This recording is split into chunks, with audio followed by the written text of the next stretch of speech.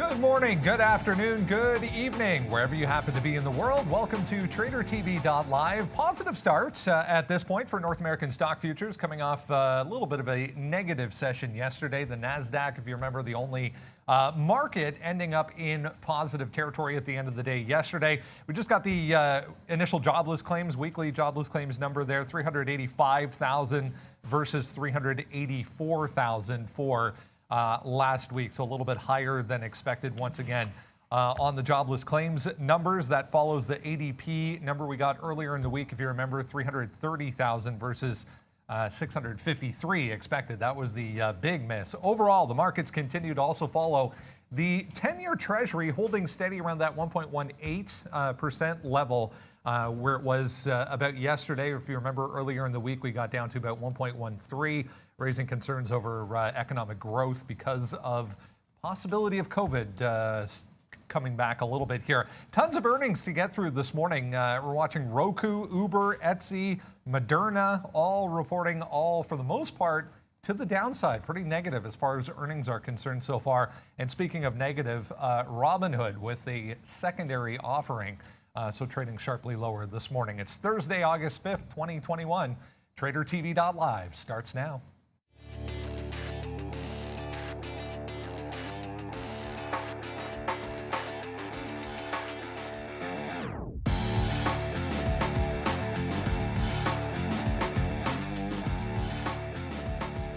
Yeah, positive so far to start. There we go. Look at how things stand. S&P, the Dow, and NASDAQ all about 0.2 to the upside. The TSX futures here in Toronto, same story, just sneaking into positive territory. You can see Brazil Open trading nicely higher, 1.2%. Crude oil trying to bounce back after a 3% tumble yesterday. Bitcoin and Ethereum both there on the board to the downside to start things off so far this morning. Good morning, guys. It is Thursday, going to be a busy one. There are so many earnings reports to get through this morning. Lots of names moving around as a result. I mentioned that Robinhood secondary offering kind of coming out of nowhere. I mean, after yesterday's move, to be expected, I guess. They're taking advantage of a positive start to yesterday, but to the downside today for the first time in 4 days. Yeah, I mean, look, yes, they're down, but if you look at sort of the pre-market action, it's actually bounced on a dime off of 60 on Robinhood, so and a bit of a breakout as well. We'll get into Robinhood because, it's going to be existing shares that are being sold. It's obviously going to be a big story, and there's no doubt about it. But there was just a wealth of earnings that were like, yuck. I mean, like, yuck the price action. Sometimes it wasn't even a bad print, but you had crazy movement. And a lot of people might be asking about Penn and the score. Here, Penn also, of course, reported, guys, so these are going to be in play. Score is dual listed in Canada and in the US, but it's a cash and stock deal, so 17 in cash, and just, I think it's like 0.24 Penn shares. So if you've been not getting out of your score position like I should have been, all of a sudden you get to hold Penn whenever this thing closes, whether you like that or not. Got to reassess whether I even want to do that. But at the end of the day, there's so much to get to. You even said Moderna, sell the news kind of idea happening here with their numbers. Across the board, it looks like there's a bunch of activity. And even, I mean, as I look over, like AMC's flat on the day and approaching 30. So that's even moving a little bit in the pre-market here, Sean. I actually wanted to get into some AMC, and I just added it on the list here. I put on, hey guys, welcome. It's going to be a big day today for sure. We're already long hood. We've talked about that already, as my charts probably will try to load, breaking that 65. And again, it's all up here on the sticky note, which I want to show you because I just added. So right now, we talked about hood, so that's in here. Let's see if 58 holds, but we're 65 long right now, and we're $1 in the money, so we'll walk on some water on that one. And then I want to talk about AMC because we looked at that level of 29, and I just want to add it that I want to go for a long ride here if we break through 31. Yeah, what's up, Marcelo? We'll like that one. We like the Smurfs. Okay, so we'll put that back in there. Here we go. So a nice little dollar win already here on hood. And then AMC today, I don't want to forget about this name. We traded it. Oh, man, my trades were on here just a couple of seconds ago, and now they're not. But we talked about yesterday that 32 break and what that would mean and how I thought that more money would be probably transferring over to Robinhood. That was 100% right. You saw Robinhood hit 185. And then now I'm just, this 29, there's no reason for it to hold. So if it tests 29, I think we go lower. But I'm also liking this right here, 31. So if we could take out this area 31 as well. So I think I have two ideas. 31 long, 29 short. I don't really want to mess in between, but you know, I don't necessarily hold on to that. So we'll see what happens here. But that's my play. Check the sticky note out. It's up on the website, or it's up on Twitter. You can find it there as well as our watch list. Very active in the pre-market here for both Robinhood and AMC. To start things off, before we go any further, let's get over to the desk and say good morning to Miss V. Good morning, guys. I wish you a busy for profitable trades day. Please enjoy the show and make sure to smash the like button. Let's get it started, Brandon. Yeah, let's get it started, guys. We'll have a look at the top 10 traders from here at Day Trade the World from yesterday. Lots of great opportunities to mention still in this market. There you go, number one, 79,000, mostly U.S. markets there. Same story. Number two, we got to go all the way down here to number 6 to get into some Canadian content. A little bit of Europe there, number 8 as well. So volatility, earnings reports, and lots of opportunities coming out of these markets still. As far as what to do with today, guys, there's going to be a lot of talk about earnings reports and more specifically guidance, because we have a lot of stocks trading lower this morning and primarily on guidance right across the board. There was at least 3 or 4 that I was reading through this morning that the reports themselves were actually pretty good, but forecasts, current quarter, full year forecasts, mostly revised to the downside. Yeah, and look, and some of these names are going to be related to, of course, we have to talk about COVID, right? So you look at like an Etsy, and when people are getting back out there, they get woodshedded because their numbers aren't going to be absolutely fantastic, which at the end of the day, they got a big boost in their business because of the pandemic. And then really when people are opening back up, they had that bad print. But on the other end of the spectrum, and I say the other end of the spectrum, and they're not 11%, but as you mentioned here, you take something like a Fastly, I always put NASDAQ because it's a tech company, four digits, man. It's supposed to be NASDAQ. But then you get something like Fastly, which has already been under pressure. Okay, yes, they lost TikTok as a customer, which is a good portion of their business and going to be a big hit. But then you guide lower, and it's like absolute like woodshed action here. Like with 21% down. I mean, like I get it. Like we've seen, I mean, I own Lemonade. It's down like 9% today, right? But you get those high valuation names and expect them to get a bad print when, obviously in this environment here, you're looking at the staples and you're looking at the big tech that's going to be performing well. So you expect some of that to pull back in earnings season when the market's kind of heated like this. But Fastly, this is one that's a bit surprising. It's crazy that we're down into some of these levels here, down around this forget about the 36 because we're already through that. You're now talking about levels like, I'm running down levels like 27 on Fastly, thinking that was not going to be a thing. 31.15. I'm like, yeah, whatever. That's not going to happen. But you have to start thinking about where to pick some of these bad boys up if you like them, to be sure. But I mean, Etsy, and I'm probably leaving one out there. Oh, that's right, Uber, the one that I thought was probably going to be the biggest faller. Uber, which kind of had a surprise profit. Remember, they have a stake in DTTW that they mark as profitable because they're in from the beginning. Yeah, Uber is only down at like $40. So, I mean, I thought they'd be the ones doing something like this down into that 38 range. But wild moves here across the board in a lot of these reporters. And then, of course, MVIS. Oh, my goodness. We'll get to that one in a second. But everything bad about that one, and they're up. Yeah, MVIS. Well, they're just one of those little low-cost stocks there. Yeah, so I think that's probably why. But I want to draw my attention to Roku here. I mean, yuck. I'm actually surprised. This is why I put on our sheet here that I want Roku on the sticky note. You guys can watch it, follow it. I'll put it in the chat. It's at TraderTV Sean. I think Roku can rally here, but I hate the number. Like, active accounts down more than 50%. Like, if Facebook or Snapchat or any of those places had active accounts down 50%, their stock would be like chopped in half. Roku only down 7.8% here today. The thing was 17 billion hours, which is only a decrease of 1 billion hours. Unbelievable. Some of the metrics that we have to go by now on these stocks are unbelievable. But look, we know Roku's a name that Kathy Wood and ARK and a few other ETFs, portfolios, things like that, they're always trying to buy up some Roku. It's just one of those stocks, right? It's like a Robinhood, it's like a cult stock where they're looking to buy. It's a cord cutting stock. And as we go, I just think Roku is probably going to have a little bit of love here to the upside today just because it's down that 8%. And if you look at a daily chart here, It's like, I don't know if this was expected or not, but we were just at all-time highs, 490, right? And now you're back down to 390. So I think that's in 1, 2, 3, 4, 5, 6, 7, let's call it 2 weeks. Not even 2 weeks, not even 10 trading days here. We come all the way back to the 50-period moving average, and then we don't get a great report. So let's see what happens here. You're already down a little bit. Obviously, I would have thought on that kind of a number, like I said, that maybe we should be down here. So that didn't, to me, means that there is buyers here at this 50 period, at the $400 mark. So basically, I don't really want to touch Roku, and I know we're getting into our watch list here, but I think we got to take it if it comes up to 400, just if it shows that strength. And then there goes Robinhood again. We didn't get any out, but it goes all the way to 66.60, putting us $1.70 in the money. So let's see where we go from here. We're only at one piece on Mr. Hood. It's a few people talking about this MMAT halted currently. Just announced this acquisition here. Nanotech Security Corporation getting picked up for $90.8 million. That's that MMAT. Still halted though. We'll touch on that when it does open up. See how things pan out for that one. Speaking of Miss Wood, let's talk about Robinhood here because I mean that was pretty impressive. 5.5 million shares acquired by Cathie Wood over Monday and Tuesday. We saw what happened yesterday, obviously.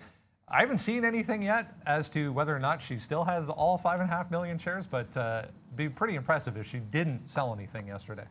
Yeah, well, we do know that she didn't add, at least from what I read, that she didn't add to her shares, which makes a lot of sense. I mean, I gotta figure, and that's a hero trade, by the way. It looks like at a 15 because the daily chart's gonna be useless, but that's a hero trade. And to me, and the reason why I would guess that she might have been selling some, or probably most certainly would have, is if you were buying the disc because you believed in it like for a long-term type of play, and you're staring at a double up in that particular situation. I mean, Cathie Wood's already a very, very active manager, so my guess is that there were some profits taken. Who knows? Who knows where? And we're obviously going to find out about that. But it's still, despite the fact that they have that issue, it's like to sell the 98 million shares. It'll be insiders that are going to be selling. Existing shareholders that will be selling and in some point in the future, right? So this is not like your regular offerings, which is like, yeah, it's just going to head right to the downside. There are definite levels that came into play in yesterday's action. I thought 55 was going to be one, it turned at 66, but you have a double top sitting here at 73 above the pre-market high. So I think on any long, and sitting in one right now, you got to think about like where you want to hold through. I definitely want to hold a piece of this. If it takes out 70, I definitely want to hold a piece into this 73.50 area, right? So I've scalped a little bit out. There was this at the close after market. There was this cluster at 67, and then as it came down through 70 in the morning, that's where it kind of clustered up for the first time before rolling over. So getting something out in that range and a kind of this lower level here at 66, that makes a little bit of sense to me. Probably take another leg out if it pops in past that 67, between there and 70 even at the open. And the mistake yesterday is I set my stop at the pullback support level and then like right in a dime, and then got out because I didn't even let it go like 1 more cent or 5 more cents or 10 more cents. In this particular case, I'm gonna let this one go to like 62 and then even try to get back in at 60 even. I just feel like it was probably a mistake to have a tight stop like that in the not a tight stop. It was actually a wide stop, but to have a stop to the penny at a level like that, sometimes you got to let it break. That's one of those things, and then flush some people out, and then when you get that bigger move to the upside, usually it's because it's wiped some people out that had paper hands, let's just say. So try not to do that here today, but definitely we'll take some profit on the way up here. I do believe if it breaks that 70 to 80, there'll probably be some bigger players that are selling for profits as well. And maybe it's not just Cathie Wood, but others will be taking profit up here now that it's a meme stock. I did want to, yeah. I mean, paper hands. Yesterday I was long at 50. Damn it, and didn't even make money. Okay, so AMD, look, thank you, Ken H., for talking about that. I will get to this, Scott, as well, about MyMed. But Ken wants to know about AMD short today. Look, I mean, yesterday we have one trade. It's early and it's a long, and it went to 122. We took $2.50 on this one. But look, this is the thing. You have this area here, 1750. I know we're below it now, so that's why I was very, very close to writing down AMD on the sticky note here at 116.50 right here, this bottom. Why? Because again, if we drop down to a 3-minute chart right now, you'll see what I'm talking about. I mean, even a 1-minute chart is fine. These are all longs. Like, I haven't shorted this stock at all the last couple of days. You know, long down here 108, long again 108 again, and then 122 long here. But the point what I was getting at is that, you know, we held levels here, bounced up. Then we held this bottom, bounced up. And then right now we're at this level right here again. So I don't know. I mean, we're up huge. The only reason why I would say fade this play is just what the daily chart looks like. I mean, you were at $92 5 days ago. You touched 122 yesterday. One of my last out was at 119.50. Tweeted that out, talked about that yesterday in the afternoon show. But I still hold 70% or so. I think I did 10, 10, and 10% out there, 98, 105, 119. And then now we're looking at this hold. So I want to see what it does at this 117. I know it's coming down. The NASDAQ is still positive, although I think we probably go red at some point. Not at some point. I think we maybe even have a red day today.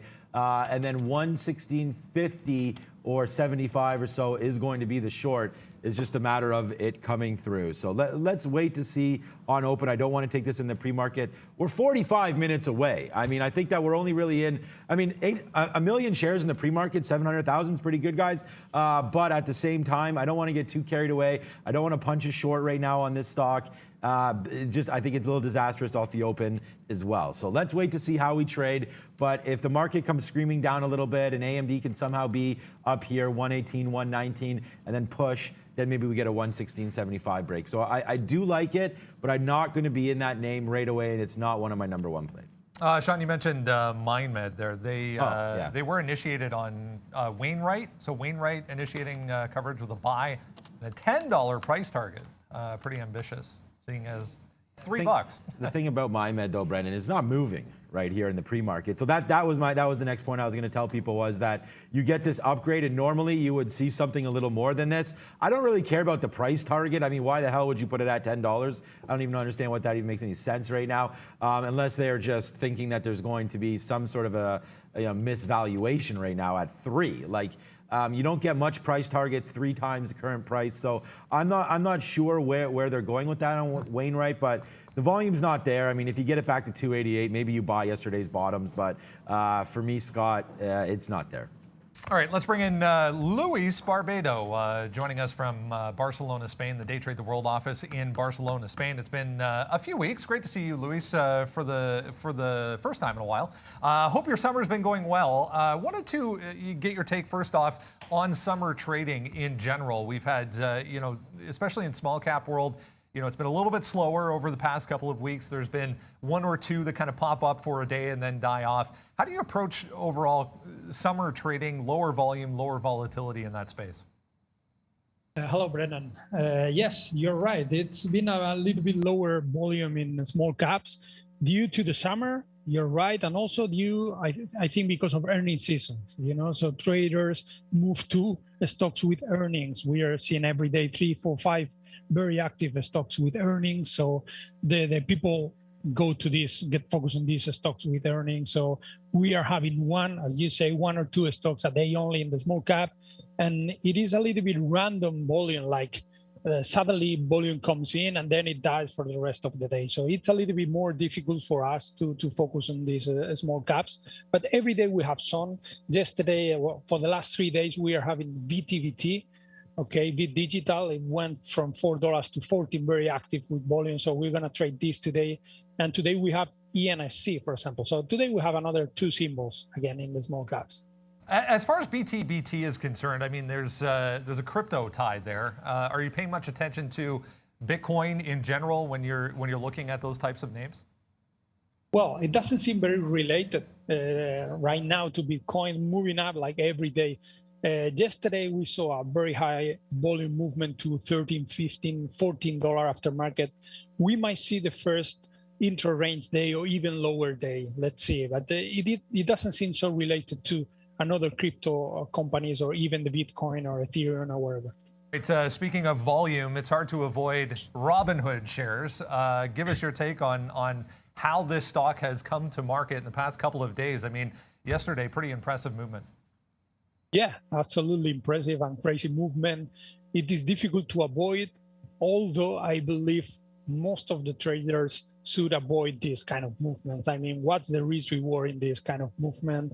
You're taking a lot of risk out of your control, usually because of halted, because of huge short squeeze movements. So it was very tricky yesterday. We went short in the second halted over $70, and even there, it was a lot of risk for the accounts here in the office. But still, it worked good. But I think it doesn't worth the risk reward to get the trades. Today, between $60 and $70, we are more confident, but being very, very aware of important levels there where you cannot get stuck in big positions. The other little one you mentioned there, ENSC, it doesn't seem like there's anything significant as far as a catalyst behind this move. What are you looking at? How are you going to approach that one today?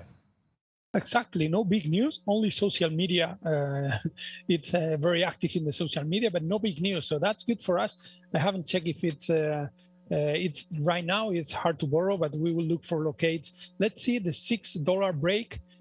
Since there is no news related, we might see a short squeeze over 6 and then fill the gap down. That's our point of view today for ENSC, but really aware because social media is very active. So, you know, when the traders, when big retailers and traders are involved, algos jump in the trade when it moves in. So it is very important stock for us today. Luis Barbredo, owner and operator of the Day Trade the World floor in Barcelona, Spain. Enjoy the rest of the week. Best of luck today, and we'll speak to you again soon. Thank you, Brandon. See you soon. There we go, guys. I mean, it's an interesting idea. I mean, concept, guys. We're into summer trading conditions. Obviously, that's why we spend so much time focusing on, you know, stocks with news, stocks with earnings, as Luis was saying there, guys. But BTBT, Bit Digital, that one that's kind of popped up over the past couple of days. I want to have a look at that one. Yeah, and actually, I'm looking at the ENSC as well. I want to be able to trade it. It's actually on our system for now going to be blocked, so hopefully we'll be able to get it. And it happens every now and then for us. Some illiquid names will be blocked for trading for us. BTBT, just to come back to this, I know we traded it when it had the spike last week, or 26 anyways. I guess that was a couple weeks ago on Friday.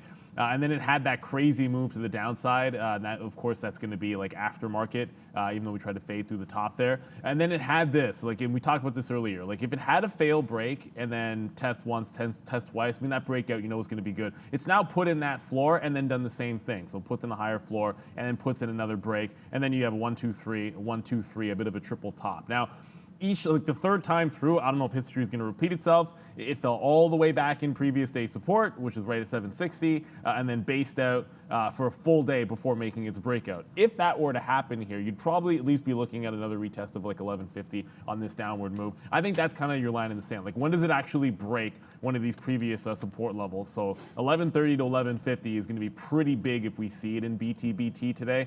I'm not saying 100% that we will, but you look at that 13, and I know 1325 is a current pre-market high, but the real levels you're looking for, these 1350 tops. I think that's where you get the real test. And if I was to like just blindly short a level with a hard stop that's a line in the sand, it would have to be off of that high. I'd look back to this 1130 to 1150 area and just say, well, that it turned into support for a couple of days on a similar pattern. You just try and rinse and repeat that until it stops working. Breaks below that, clearly bearish though.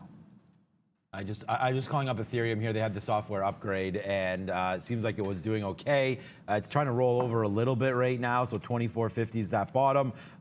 You know, good news, the upgrade was fine, up to 2770 there, and then now it's just fading back off. So wow, what a great move. That's $1,000 there from that bottom. Not this move isn't $1,000. This move is 300, 24 to 2770, almost 28 right there, instantly overnight. So what a great move. This is a 5-minute chart. So this is August. This is last night since we left you guys, 5 p.m. all the way straight to the upside, 27 and change, and now you're back down to 25 and change. So looking to break 26. Watch 2650 here.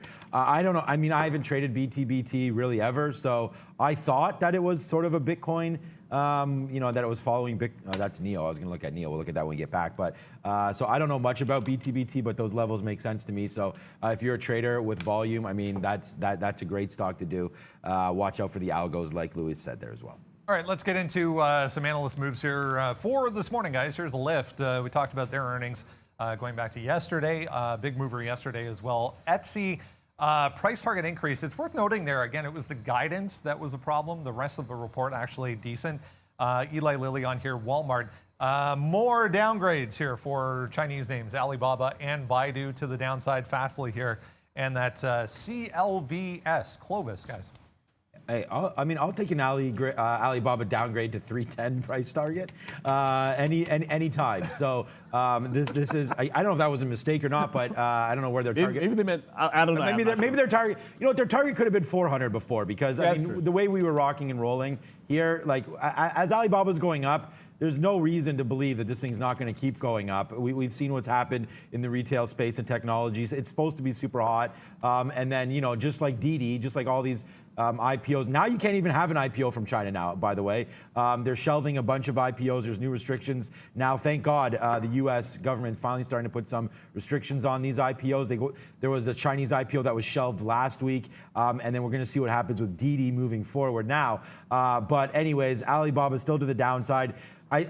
I'm hoping, I mean, I hoped when I bought it at 212 or whatever that was going to be the bottom in here. But I'm hoping that last one at 183 can be. I do like Alibaba. I mean, you got as high as 203.50. I think that's going to be a breaking spot when and if we get there. I don't think it'll be today, because I mentioned that the NASDAQ, I don't know if it'll be positive today. But that 203.50 is one level that I'm looking at. I might even get, I mean, it's a little too early for me to get some more shares. My average price is still 220 on this name, or 223. We checked that yesterday for you. So I do like Alibaba. And then we'll get to the other names. But like Fastly, we talked about some of those downgrades already there, Neil and Brendan. And it's just that today's just one of those days. And I think maybe we'll save the Fastly analysis to our watch list. Yeah, exactly.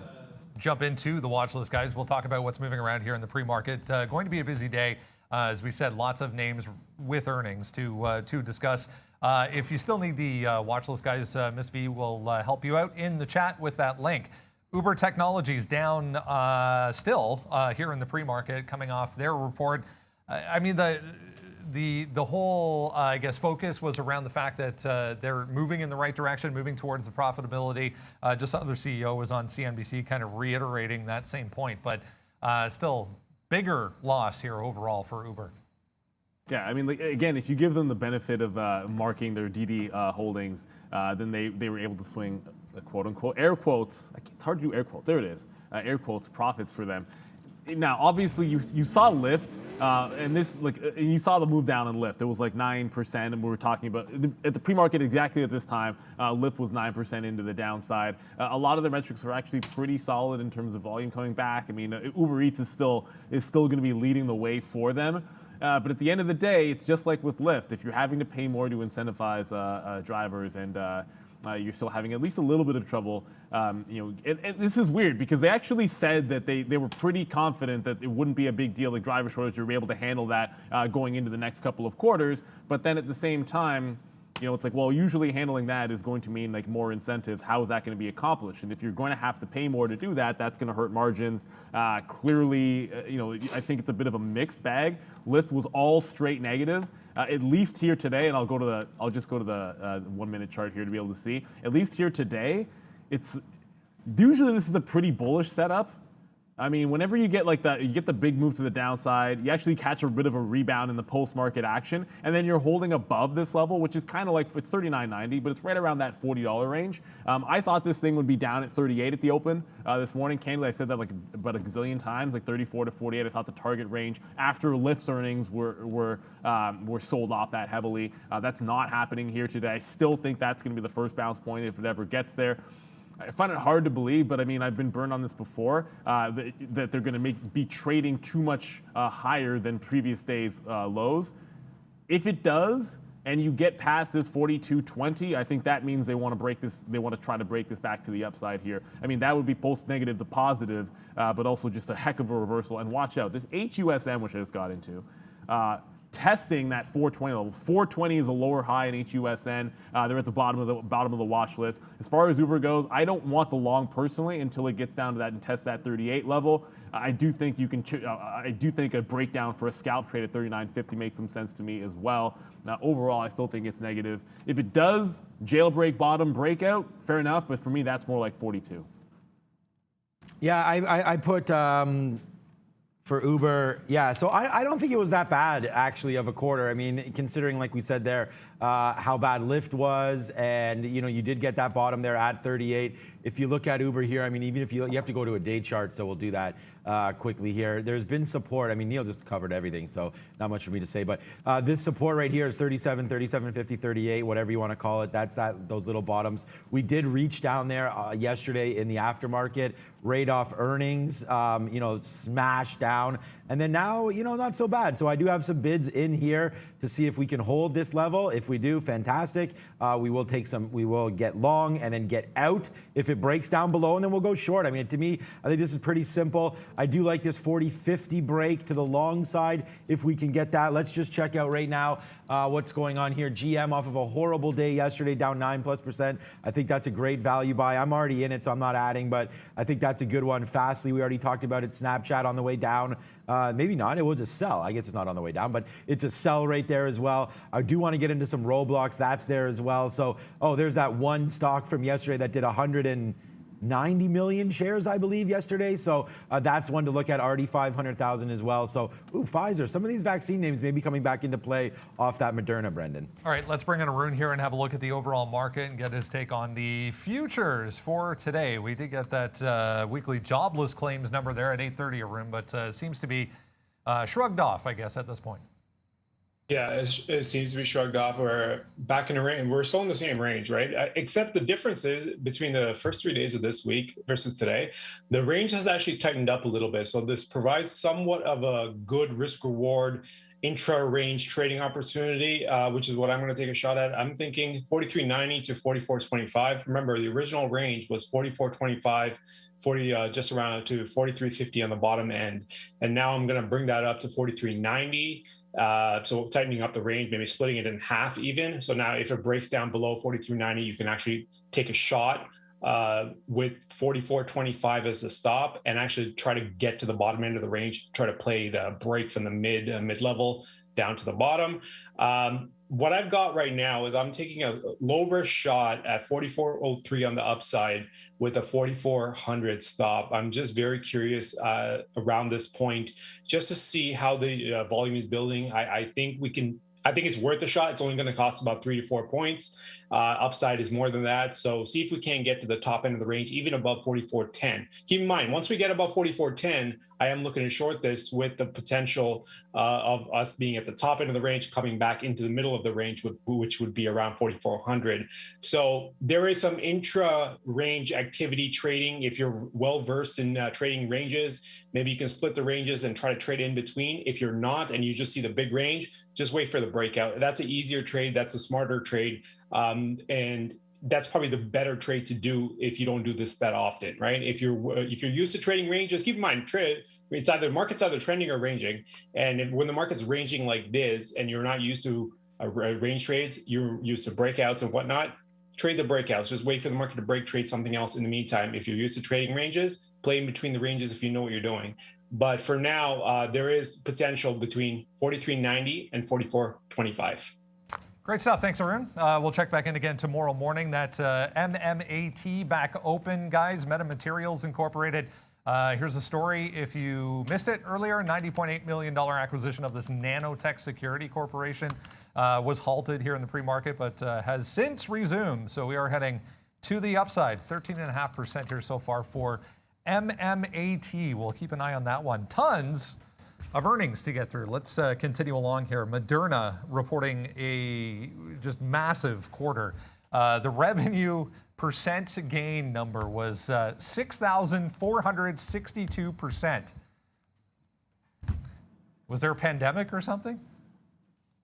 At some point, there's no point giving a percentage number. You just got to say 4.35 billion. Right? Like that's the number that actually matters. If you're going to have an event like Moderna does, and of course with the vaccine, it's been an absolute redonkulous trade. We actually were looking at this in BNTX at the close yesterday. You get these parabolic moves, and they already had a bit of a pullback. And there's nothing about this pullback that isn't anything other than this stock was at $235 in the middle of July, right? So I mean, it's basically, I mean, you can make it a double up if you just go a little bit further back. You can go to June, and then it's essentially doubled. So you come into that earnings print and people are just going to take profit. So I'm not sure what there is to say other than that. I'm looking at one thing and one thing only, I should say, and that's that you had that 430 top. You also had us in the pre-market at like a 428. So I'm basically looking to see if there's a fade off of that level. And if we do pop and give a look off a fade, then I definitely like it. I don't know, like buying a dip, I mean, I'd feel more confident like 375 to 380, somewhere in that range, or maybe in front of that at like 82 or 83. But if you're not getting that, in the middle of this range, I just wouldn't know. Like, I'm not sure how to play this between 390 and 410 here. So it's either we extend down to the bottom and try to catch a scalp dip buy, or we extend to the top and then roll into a short, which I think could be a profitable one. So for me, I'll step away. I know that there's a really good chance Moderna has like $30 or $40 moves in it here today. So I want to be very, very patient. There's no need to rush into a trade on this name. It should give an opportunity. I'm just not sure I want it in like right here in the middle. So people asking about Veneer here. Veneer, they're being bought now by Qualcomm. 37 in cash. So that was just announced. So if you do see that flying through on some of your scanners, it's only done 300,000 shares. So we'll see where it goes. Maybe it halts, maybe it doesn't, but I guess that's going to be done. I mean, I'm seeing 37 in cash. So when you're trading above that level, they obviously think it's probably not enough. That's 20% premium's not that high, but we'll wait to see, because now maybe there's going to be some more bidders coming through. But it was 37 is what they wanted to pay. So looks like they may have to pay a little more, as it's up to 37.88, 37.90. Don't know if it's approved or not, but that's the movement there on VNE. And then Moderna, yeah, I mean, it's just a shame because there was so many opportunities to get into this name. Okay, now I'm into Uber, now I'm into MVIS, and I'm into Robinhood. So, all right, so with 25 minutes to go, we're into 3 positions right now. But Moderna, down 3%. I mean, take this opportunity to buy it, in my opinion, if you like what we've been talking about on Moderna. And, you know, they're already working on cancer drug. You know, there's going to be a third booster. We talked about that as well, so that's going to be necessary. The revenue number, obviously, it's amazing, but that's as expected. So let's just wait to see where we go. We're down that 3%. I just think it's probably a buying opportunity, maybe even through this 410 level, 411 or so. But again, very, very risky off open. You have a $2 spread right now, so like if you're trading this with 100 shares, just to get in, you're going to be down that $200-300, right? So be very, very careful with this one. And then just to talk about it, because we've already done Uber, I'm long. So I broke that 40-50. It's what we talked about. I like that level. We'll play it all the way back down to 38. I am a buyer in here as well. So, I mean, I could either have a decent win on this stock, or if we're wrong and it tanks all the way down here, which I'm not sure Uber's going to have that much range today. So we'll see. Like, I feel like it should be moving around more than it is, like Lyft sort of was. So we'll wait to see that down that 3%. And then we have MVIS. We took that long. I mean, these are all right now. These are all basically off the sticky note. So MVIS is long. That's a nice little win right now. I mean, 10 cents, who cares? And then Robinhood, we're just watching that bounce around. So we have 3 longs on right now. This is a 3-minute chart, right? So we have 3 longs on right now: Hood, MVIS, and Uber, and that might not be good considering I think the market may be in for a little bit of a dip today. Hopefully we're wrong. It was interesting. I was reading about on that Moderna note, their booster was going to be a 50 microdose amount of their current vaccine, so they weren't going to have to, or they thought anyways, alter it at all or come up with a new one. It would just be essentially half of what people were getting the first time. Here's that Qualcomm headline, guys. It looks like, yes, indeed, just an offer. So Qualcomm offering to acquire Veneer here for 37 per cash. So we'll keep an eye on VNE as we continue along. Etsy, the next one here, another one that had a decent quarter, but again, it was the guidance that came up a little bit on the weak side. So Etsy to the downside here. So just one thing on that Veneer, like they had a 31.25 offer from Magna, from my understanding. So this is a higher bid. That's why it's going to be trading higher. It's just, I mean, you might have a bidding war. I don't know if Magna's coming back. They might respond to it. Sometimes you get something in the next 24 hours or maybe the next 48 hours. But I'm sure we'll see a little bit more on that story. If you're wondering why it's trading higher, that's the only reason I can think of. Etsy, I think, well, we talked a little bit about this one off of the open, at least in the opening of the show. But at the end of the day, they got a massive bump because of the pandemic. Sales are going to come back in and slow down. Obviously, I think people might have expected that. Still down 12% today. We talk about clusters all the time, so this is going to stand out, right? Like this actually was looking pretty strong, holding up on that pullback. You had a nice decent range, and if it had held 180, I think it would have looked pretty fantastic going forward. But either way, I'm looking at a few levels here, and obviously it would have come into play more, this 160 to 165, if we were breaking through the pre-market lows. That has not happened, but I want to keep that one in the back of my mind just in case.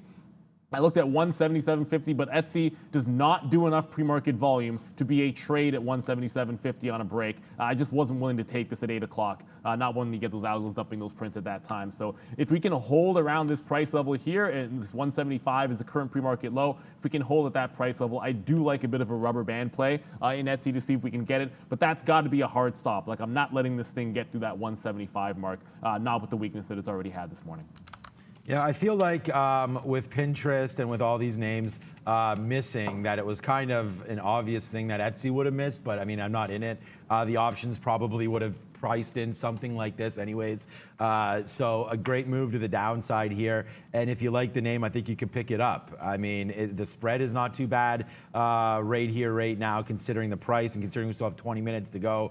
Maybe a 180 break there, but I'm already 3 longs, so I don't think we like Etsy for a long side there. I mean, they missed, they talked about it. The company's revenue guidance was below estimates. So whenever you guide lower, we saw that with Fastly. We're seeing that now with Etsy, Pinterest, things like that. So, I mean, I don't want to, beat a dead horse before we look one in the face, but 175 could be a nice little breaking spot there. I just want to check in on the imbalances. And again, it's just because Neil just talked about Etsy, so there's not too much else to say there. If you're in it, I just think you'll hold it for now. Yeah, nothing really going on here. So that was another thing. I just wanted to check it out. GM maybe catching a bid from yesterday, and Ford catching a bid as well. Those names were 2 beat down yesterday. We'll see if they can battle back a little bit. But Ford at 13.50 is pretty sweet price right now. I'm not buying more, but this is why, you guys, when you see AMD run like that, and you have a double up on that stock,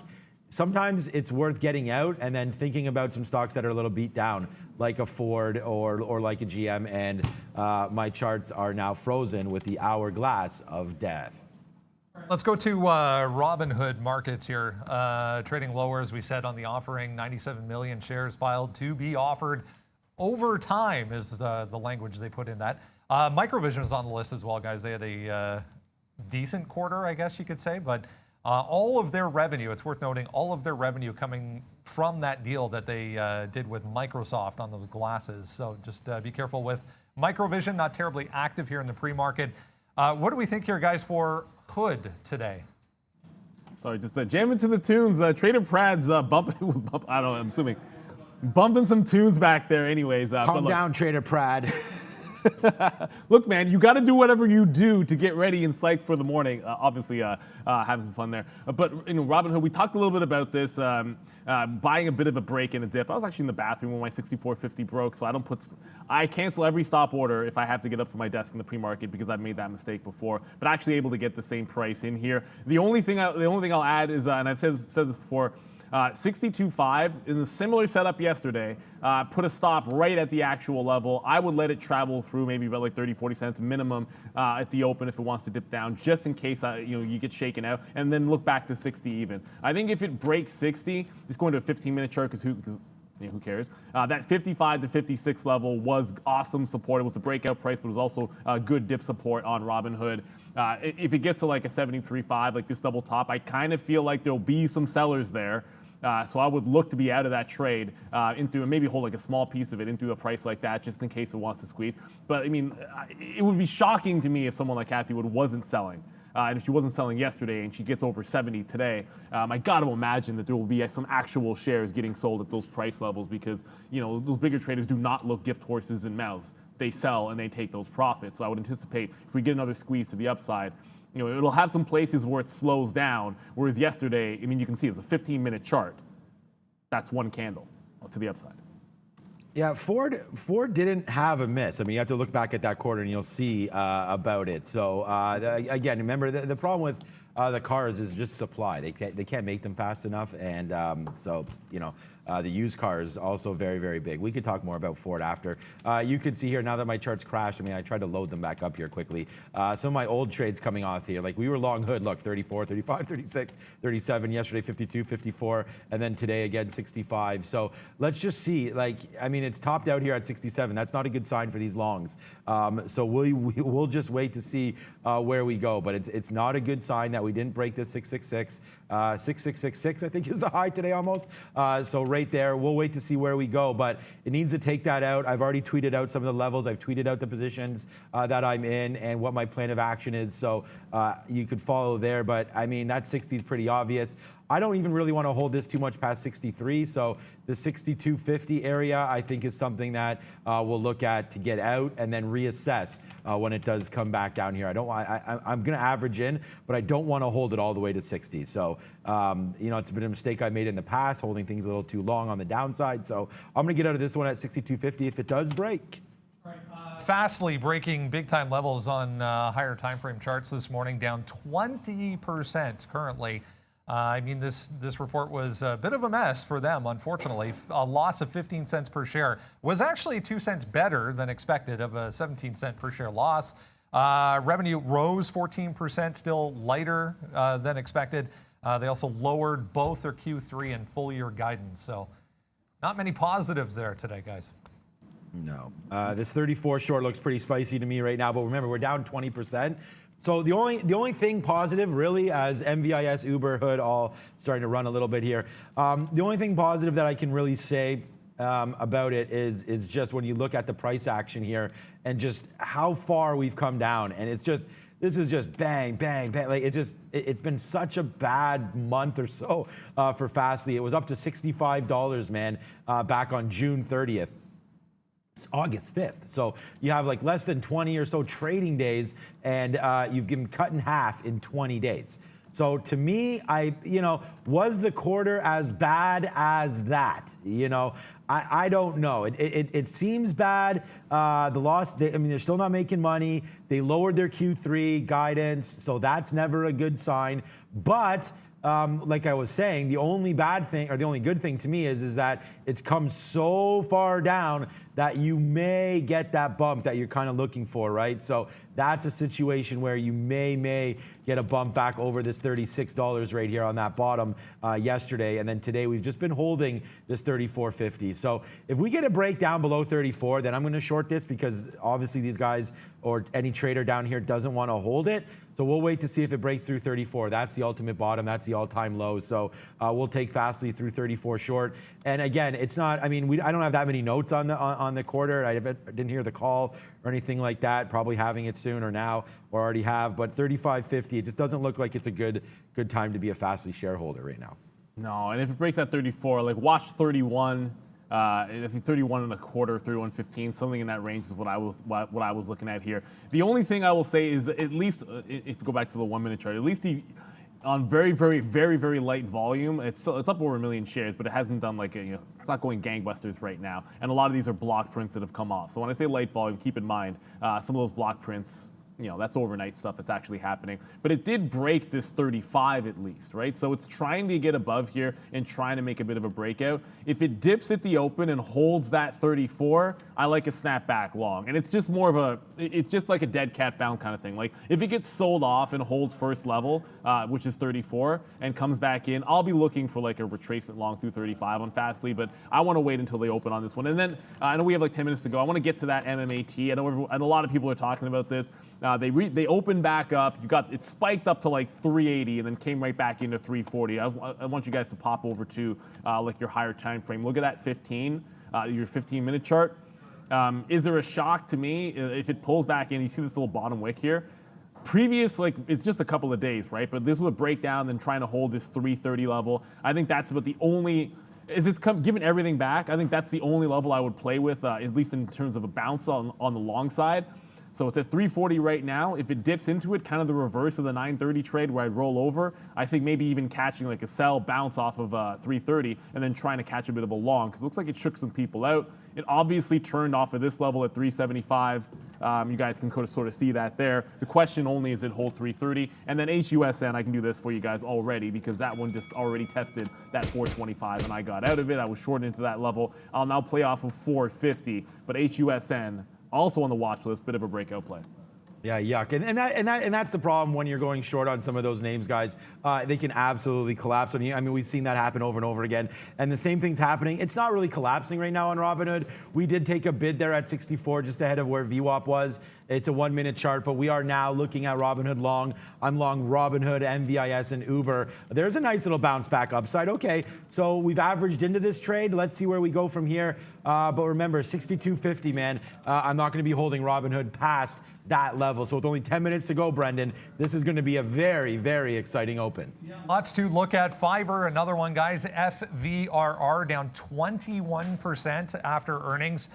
Big miss right across the board for them. Let's talk about Roku. We mentioned it earlier briefly, guys. The active user number, nowhere near what it needed to be. It was down 50% quarter over quarter. So not good for Roku here either, guys.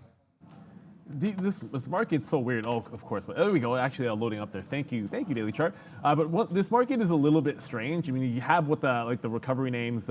Some of them and most of them actually getting absolutely pummeled, and then you get some of those like Zoom made a 7% move to the upside, and you would think that this could be something like Roku that people might start to jump back into if they think things are doom and gloom. And it's at a good level if it were to find support in anywhere from 370 right into this like previous bottom, like this 400, like a hold into this range today. If we do get kind of what feels like, these earnings have been crushing a lot of stocks. If you get some follow through on that and you hold 370 to 400 on Roku, that's a great level for them and it gives them a chance to break back up towards the top. I think Sean already mentioned this, but it's a dollar spread I've seen bigger on Roku. And when I came in here, I sort of said to myself, 370, that would be fantastic. I don't know if we're going to get any chance at something like that on Roku. It did make a bump. It looked a little more realistic when it was down to 383, candidly. And then you got almost a $10 bump to the upside. So I want to be patient and then seeing if there is a dip to be bought on Roku.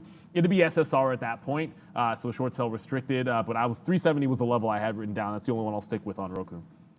Yeah, thanks, Jude. Yeah, we're trying to, we did add on Hood. We should have added a little bit lower than that as well. I did have a bid there and canceled it because the way it dropped, it looked like it was dropping like a rock there. But now that last buy on Robinhood, we can just check this out quickly, was 64 and change. Now you're in the money 70 cents on that last bid, just putting me back to flat now. Okay, so what I was talking about on Roku before was just that they didn't report great numbers. I mean, down 50% active accounts, addition of active accounts. So that's not great. They don't like that there at all today, down 8%. But again, the same thing's going to be true of this stock. It does have rally potential big time. We've seen that over and over again. And then, you're down. This is the case for me.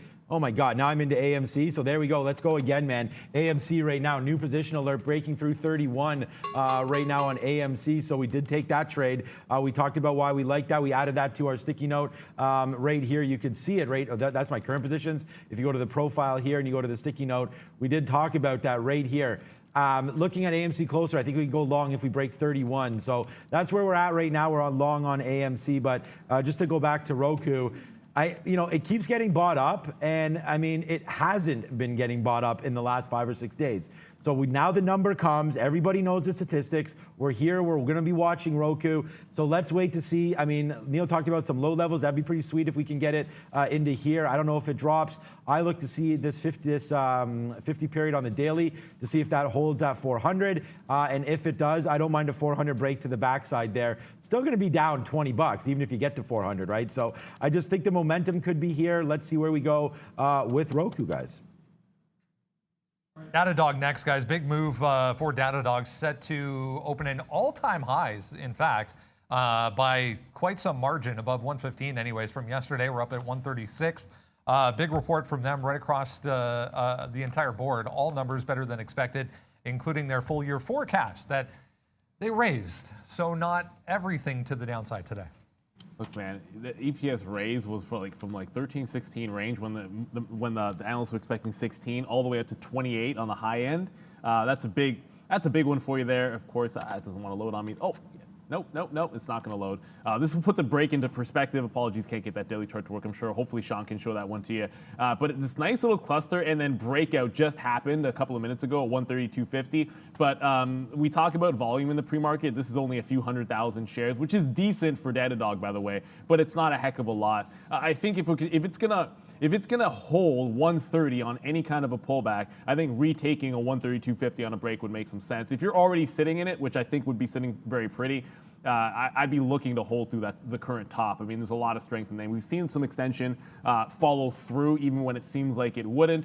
But I do remember Pepsi on a gap up like this, and buying the dip made a heck of a lot of sense. To me, that would be about that 130 range. But that's more of an opening play, guys. I just want to very quickly, we have only 5 minutes left, so I want to get to that ENSC if I can. It's just at the end of our list. I know Luis mentioned it as well. NYSE Biosciences up 36%, but jumped right into immediate resistance at like this 650 level, and then you have a level up here at $7. Both those came into play. I know Luis had said look for it to squeeze to the upside and then fill in that gap. I like this for a 930 type of rollover style trade. If it bounces up, first thing I'd look for is a turn at 6 to 610. If it doesn't slow down there, then I'm looking for a turn at 640 to 650. But this one is on my radar for a short the pop at 930. Don't let it get through the high. That's my plan of action on ENSC.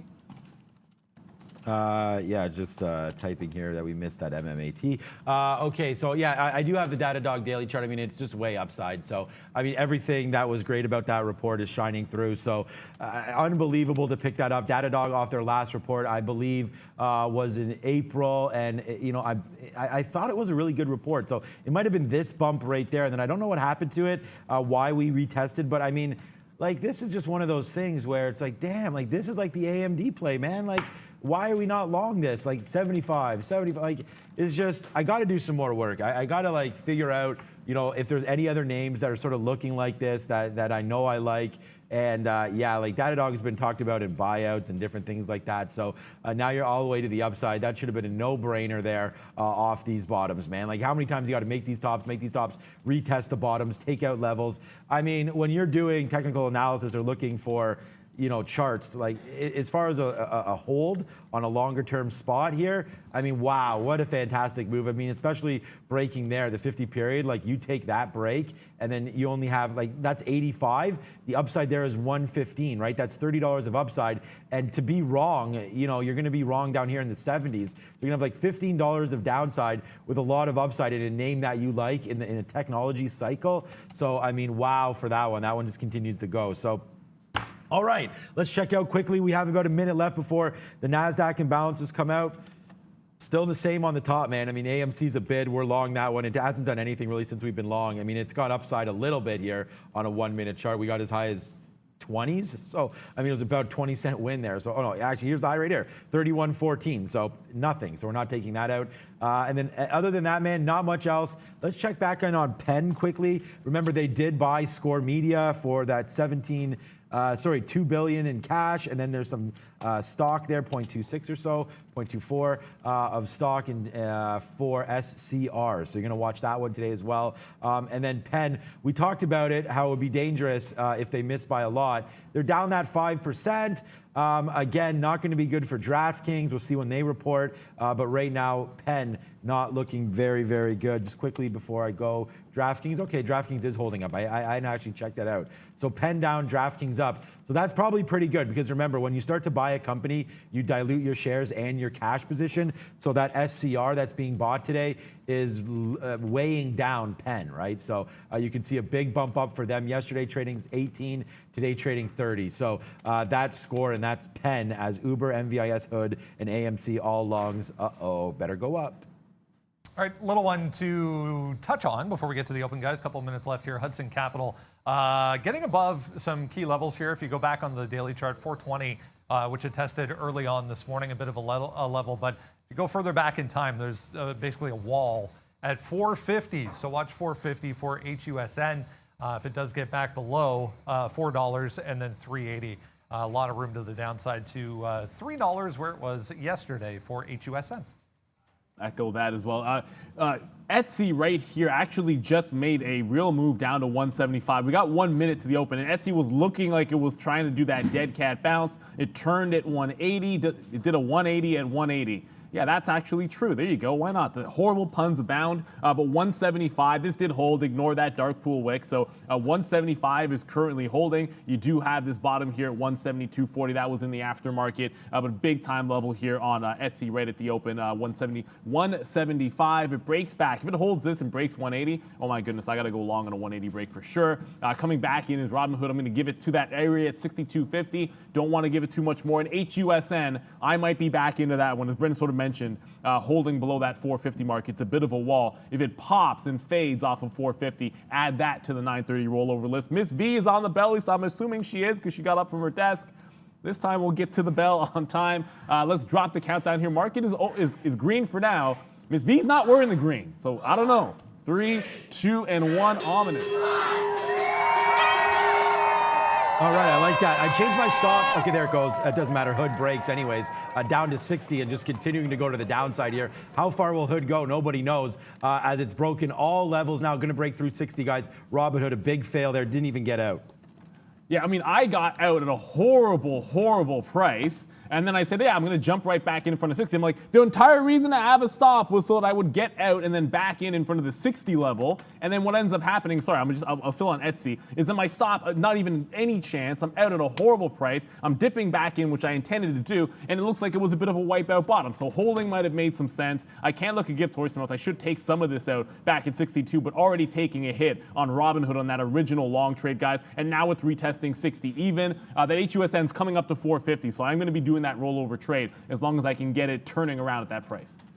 Yeah, no, same thing here with, bad price. I mean, now it's down to 59. So, I mean, that was just a horrible call there on Robinhood. We'll hold something very, very small to see where we go. But right now, it doesn't look like Robinhood really wants to be a friend of mine here. So Robinhood right now in a little bit of trouble here with Hood. So we're holding very, very small. We'll see what else is happening. Check out AMC, guys. 31 now. It's at 32. So you want to talk about a big win. Here we go, guys. Robinhood, we need to take some cash on this one. Or sorry, AMC, $1.20 now in the money, guys. Yeah, and going to get back over the HUSN. It just popped up to that 450 level. I actually left in, and you should never do this. I always say don't do it. I left in my stop. When it failed to get the 60 break, I left it in there. Cat caught it on the way back up. So we just get out of the trade. If you don't want it, you don't want it. That HUSN did just make a pop that I was looking for into that 450 range. And this is me sort of sitting here waiting for the 930 pop. It gets to like my order by a couple of pennies here. I don't want to chase it too far. But I'll play something in the mid-30s if I can catch it just to start the position. But I did want this one for a potential pump into that 450, and then if 450 breaks, I'm out. Brendo? Imergen, early mover here, guys. ZY, big pop. Looks like ARK buying up this one as well. So 40% right now. Is it halted? Yeah, it looks like it just halted. 2.4 million shares bought by ARK Fund. ZY, guys. ZY. Okay, so we went long again on Robinhood just to see what happens at the 62 level. No idea where we're going to go from here, but it's not, obviously it's not looking great at this time, so we'll have to wait to see where Robinhood winds up going here. But we are long again now, 62 and change. So trying to make a little bit of that back. Let's see if we can do that now with Hood as it's trying to go, man. I still think we can get it, so we'll wait to see where we go as here it goes now, $64. So a nice little win for Hood on the way back in. And here comes that Etsy, man. Bounces off 175. And it's about to take, well, it's trying to take out that 180. We said if it bounces off that low, we want the breakout. It's just a dead cat bounce here, of course, guys. So watch out for Etsy breaking 180. As Robinhood goes up, AMC comes down, obviously. There goes Uber, man. Yes, sir. We are cashing in right now. Rain down the money. Let's go, Uber. 55 cents of the money on Uber. We'll see if we can get it even higher now. We're not cashed out yet, but we'll see. I put an offer out there, 41.20, as Uber just took off there to the upside. So we'll see. I probably should have, maybe I should have marketed it out, but now, missed it, damn it. To the upside goes Uber. Okay, look at this, man. What a comeback. Don't call it a comeback for this name, as we are right back to the highs right now. We got it on it. It's not going to be a great trade because we did get out, but there goes Robinhood. Now $5 in the money on Robinhood, guys. Watch out, NVIS just took out the top as well. I'm sure you're in that one, Sean. NVIS just took out the pre-market high here, trying to make its jailbreak. Remember there was everything bad about this, but it's a bit of a meme name now. Obviously the report was not good with this, but it's trying to take out the highs. There is some room on this bad boy if it tries to get back to at least this 1530 range, so watch out. Yeah, let's go, man. We're trying to rock and roll right here, pretty hardcore. So let's just wait to see where we go from here, because so far so good, man. It's been a good day for us. You can see that. But we did stumble a little bit on that hood, but we just got out, man. 65 and change. We didn't get out at 66.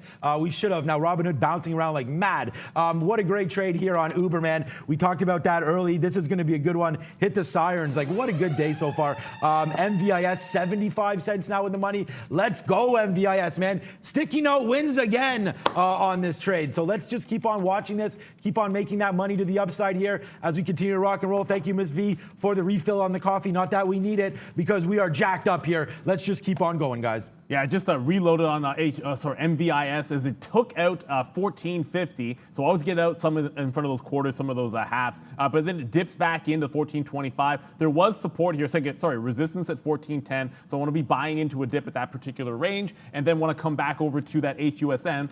Bit of a not a Freudian slip, but I mentioned reload on this one. When I did get HUSN at the same time, it's still holding that 450 range, guys. So I wasn't able to get the price I wanted right up at 445. I end up with a 434 short, but the dip is going to work out anyways. Brendo? Mover yesterday, guys. Vaccine world, Novavax, NVAX shot up on EU approval and an order from Europe yesterday for their COVID-19 vaccine. Again today, 6% for NVAX. All right, we'll hit it, guys. This is a big one today because we're going to go with it. We haven't done it in a while, and it's a banger for MVIS as it just continues to go, man. You like it so much, you take it twice. Down here, 1350, 1370. Now you rip to the high side with MVIS. So here we go, man. The banger's on. Good trade there, 90 cents in the money. Oh, you want a banger? You want a banger? Why don't you talk about Uber right now? Look at this Uber on the sticky note. $1.50 in the money now on Uber. As this continues to rock and roll, guys, we're making that cash to the upside today. Uber long 40-50. Let's go. Big time bangers. That's what I'm talking about, Uber. Right off that 38 level. So right off 38, back into the upside. HUSN, like I mentioned, we'll do this one for it. It rolls over. It talked about that 930 rollover play. Look, you're obviously going to get some out. We took a hit on this stock. We talked about that off the open. And I know Brendan was looking at this as well. But when it fades off 930, I'm looking to this cluster at $4. Take the next leg out. If it breaks 4, obviously 375. It's going to stand out like a sore thumb. So make sure you take profit on the way down, because you never want to look a gift horse in the mouth. Usually not a good idea. That ENSC, this was the bottom of the watch list. Another 930 pop-up. We're able to add to this one at least at 579. Now it's like, yeah, now it's starting to go down. This is crazy, because I actually had a bottom break. I was about to say, I'm going to be adding to the position if it breaks a low, not taking it off. So I just added at the bottom, only shorting this particular name here. It's a low float biotech. It was online. There was no news here, as Luis mentioned. So for me, I should be taking some out here, what I got at 580, but I did add to it on that bottom end break. I think the momentum's headed downside. There is one level left, and that's going to be that 515 or so from the pre-market. If it breaks that, I think this thing's headed back southbound to $5.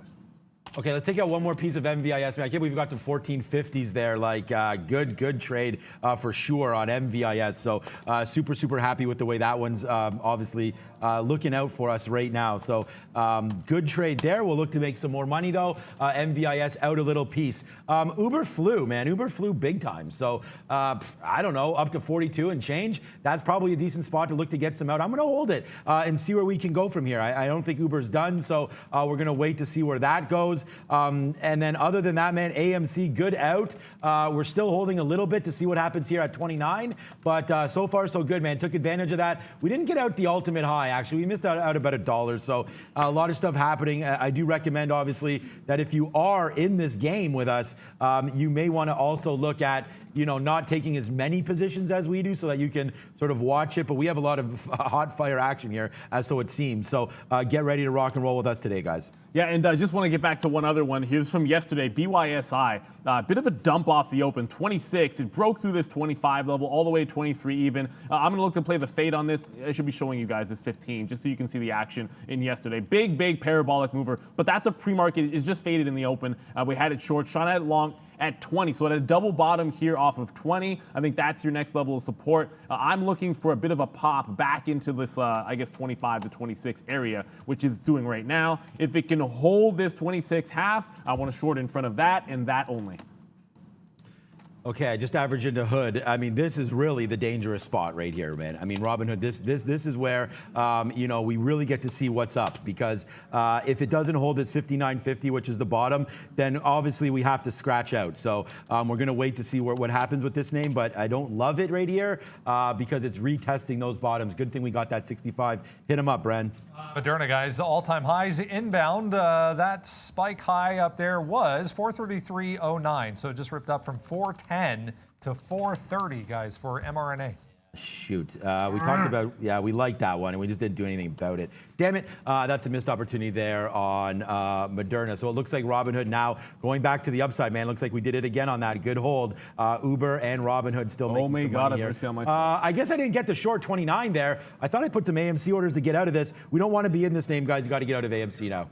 Yeah, and I might have, under my breath, says a little something there. I just got Etsy on the 180 break as it took out the upside. I'm like, okay, so I take the break on Etsy, but then miss out on Moderna altogether. I'm just staring at that one, because if Moderna had failed, broken through yesterday's high and come back down through 428, I was probably going to jam short. But no, I'm not going to stand in front of that train. With Etsy, it's just a dead cat bounce. I actually wrote literally dead cat bounce here.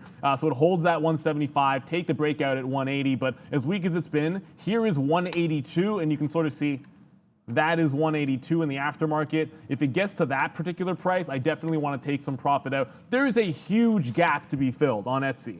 And I think that's more the play than anything else. Like, this is not to say that it was a good report for them. Man, a lot of it was bad, but you play price action around here because that's what it's all about. ENCS is still working in the money. HUSN is now testing that 4. I got to make sure I get some more shares out in front of $4 on that particular short. But Etsy, let's see if I can get that 181, maybe half or so. Bag $1.50, then hold on for the rest, because this is a $200 stock at yesterday's close. Yep, let's spin go. it.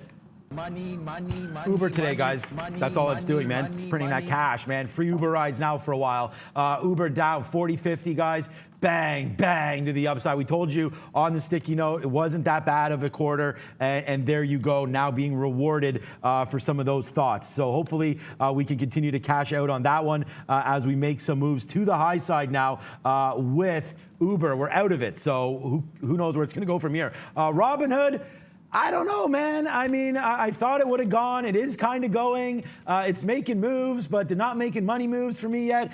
So we need to go to the high side here. It's a bad trade for me. It hasn't been great. I'm just hoping that we can eventually settle this thing down a little bit here, and we'll be able to get out of some Robinhood higher. Like 63 and change is kind of where I'm targeting. I think we could test VWAP one more time and then hit up here somewhere. So that's sort of my target on that play for Robinhood. So I'm trying to hold for that 59.50 bottom, guys, on HOOD.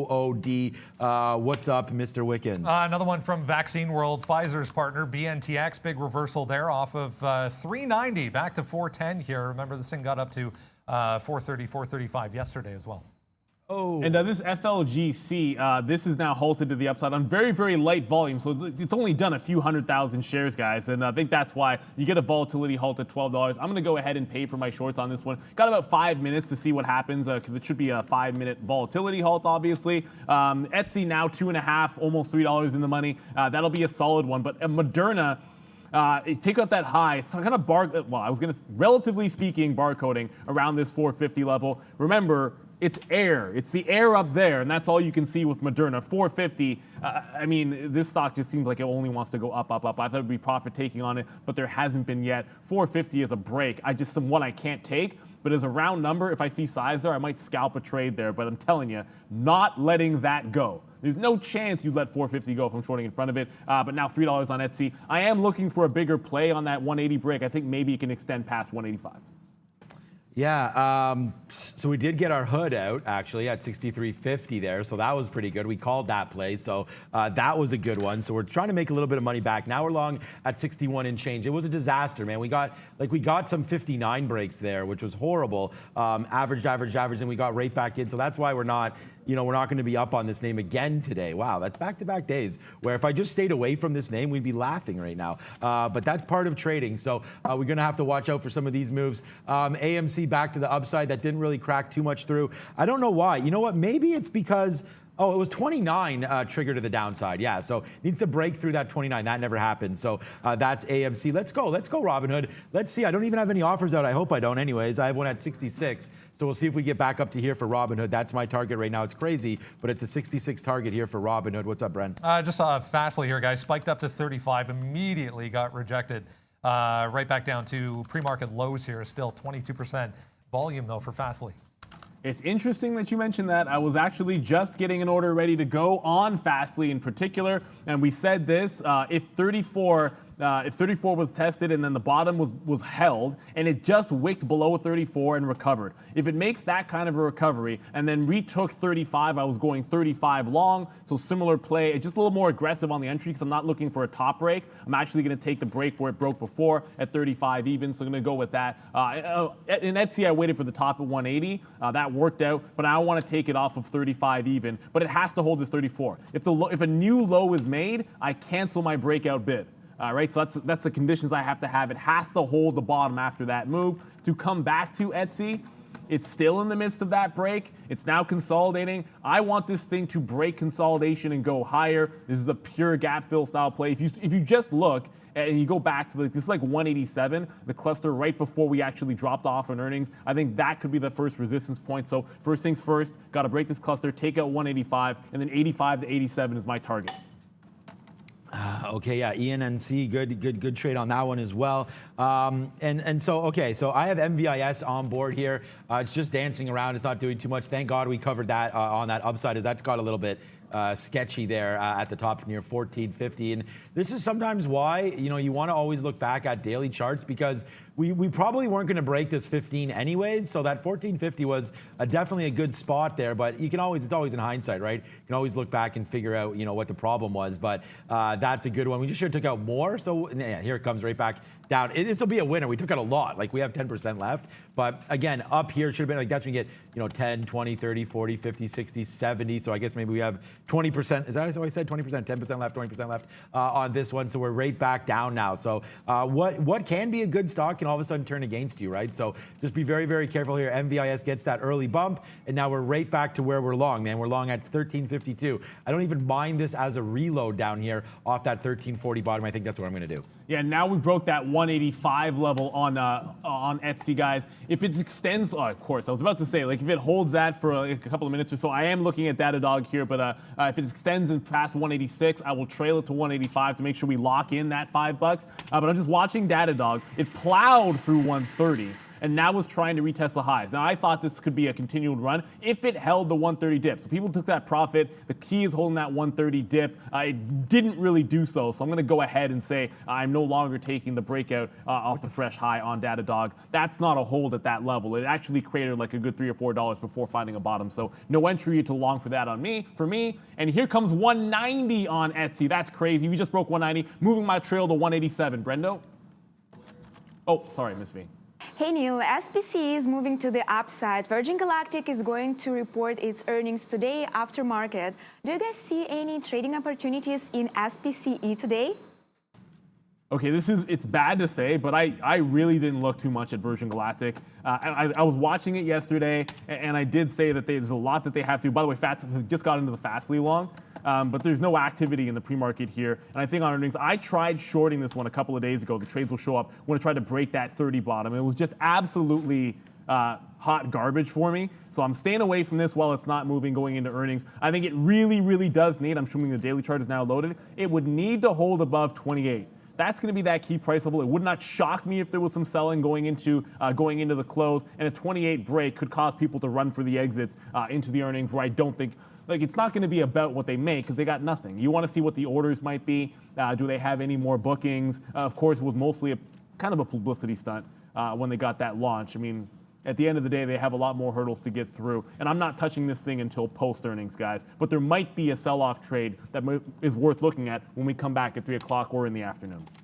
Yeah, so I'm going to, I'm just starting to dip into a few things here. MVIS goes up, MVIS comes down. We took some out there, so a nice little trade on the reload of MVIS there. There's no doubt about that.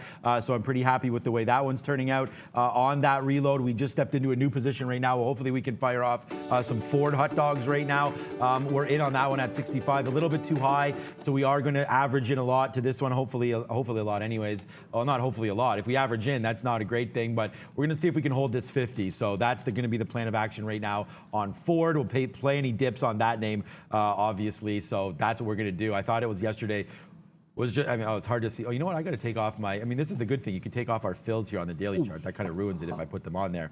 So there you go. So yesterday, Ford had that dip down, I think 3 or 4% off of that horrible news from, of course, our friend at GM. So watch out for Ford today. I'm going to average into 1350, guys. As my full coffee just spilled, thankfully it's not too hot. Do I make the shot? Someone moved the backboard on me for my garbage can over there. But anyways, as I spill a little bit of my coffee, I just got trailed out. I think you're like 20% from there on those shots? I keep saying you have to have the garbage can flush, so when I go I go to bank shot blind, and then instead it just hits and goes behind the garbage can because Lucas is always moving it on me. Anyways, Etsy, I got trailed out. I said trailing stop.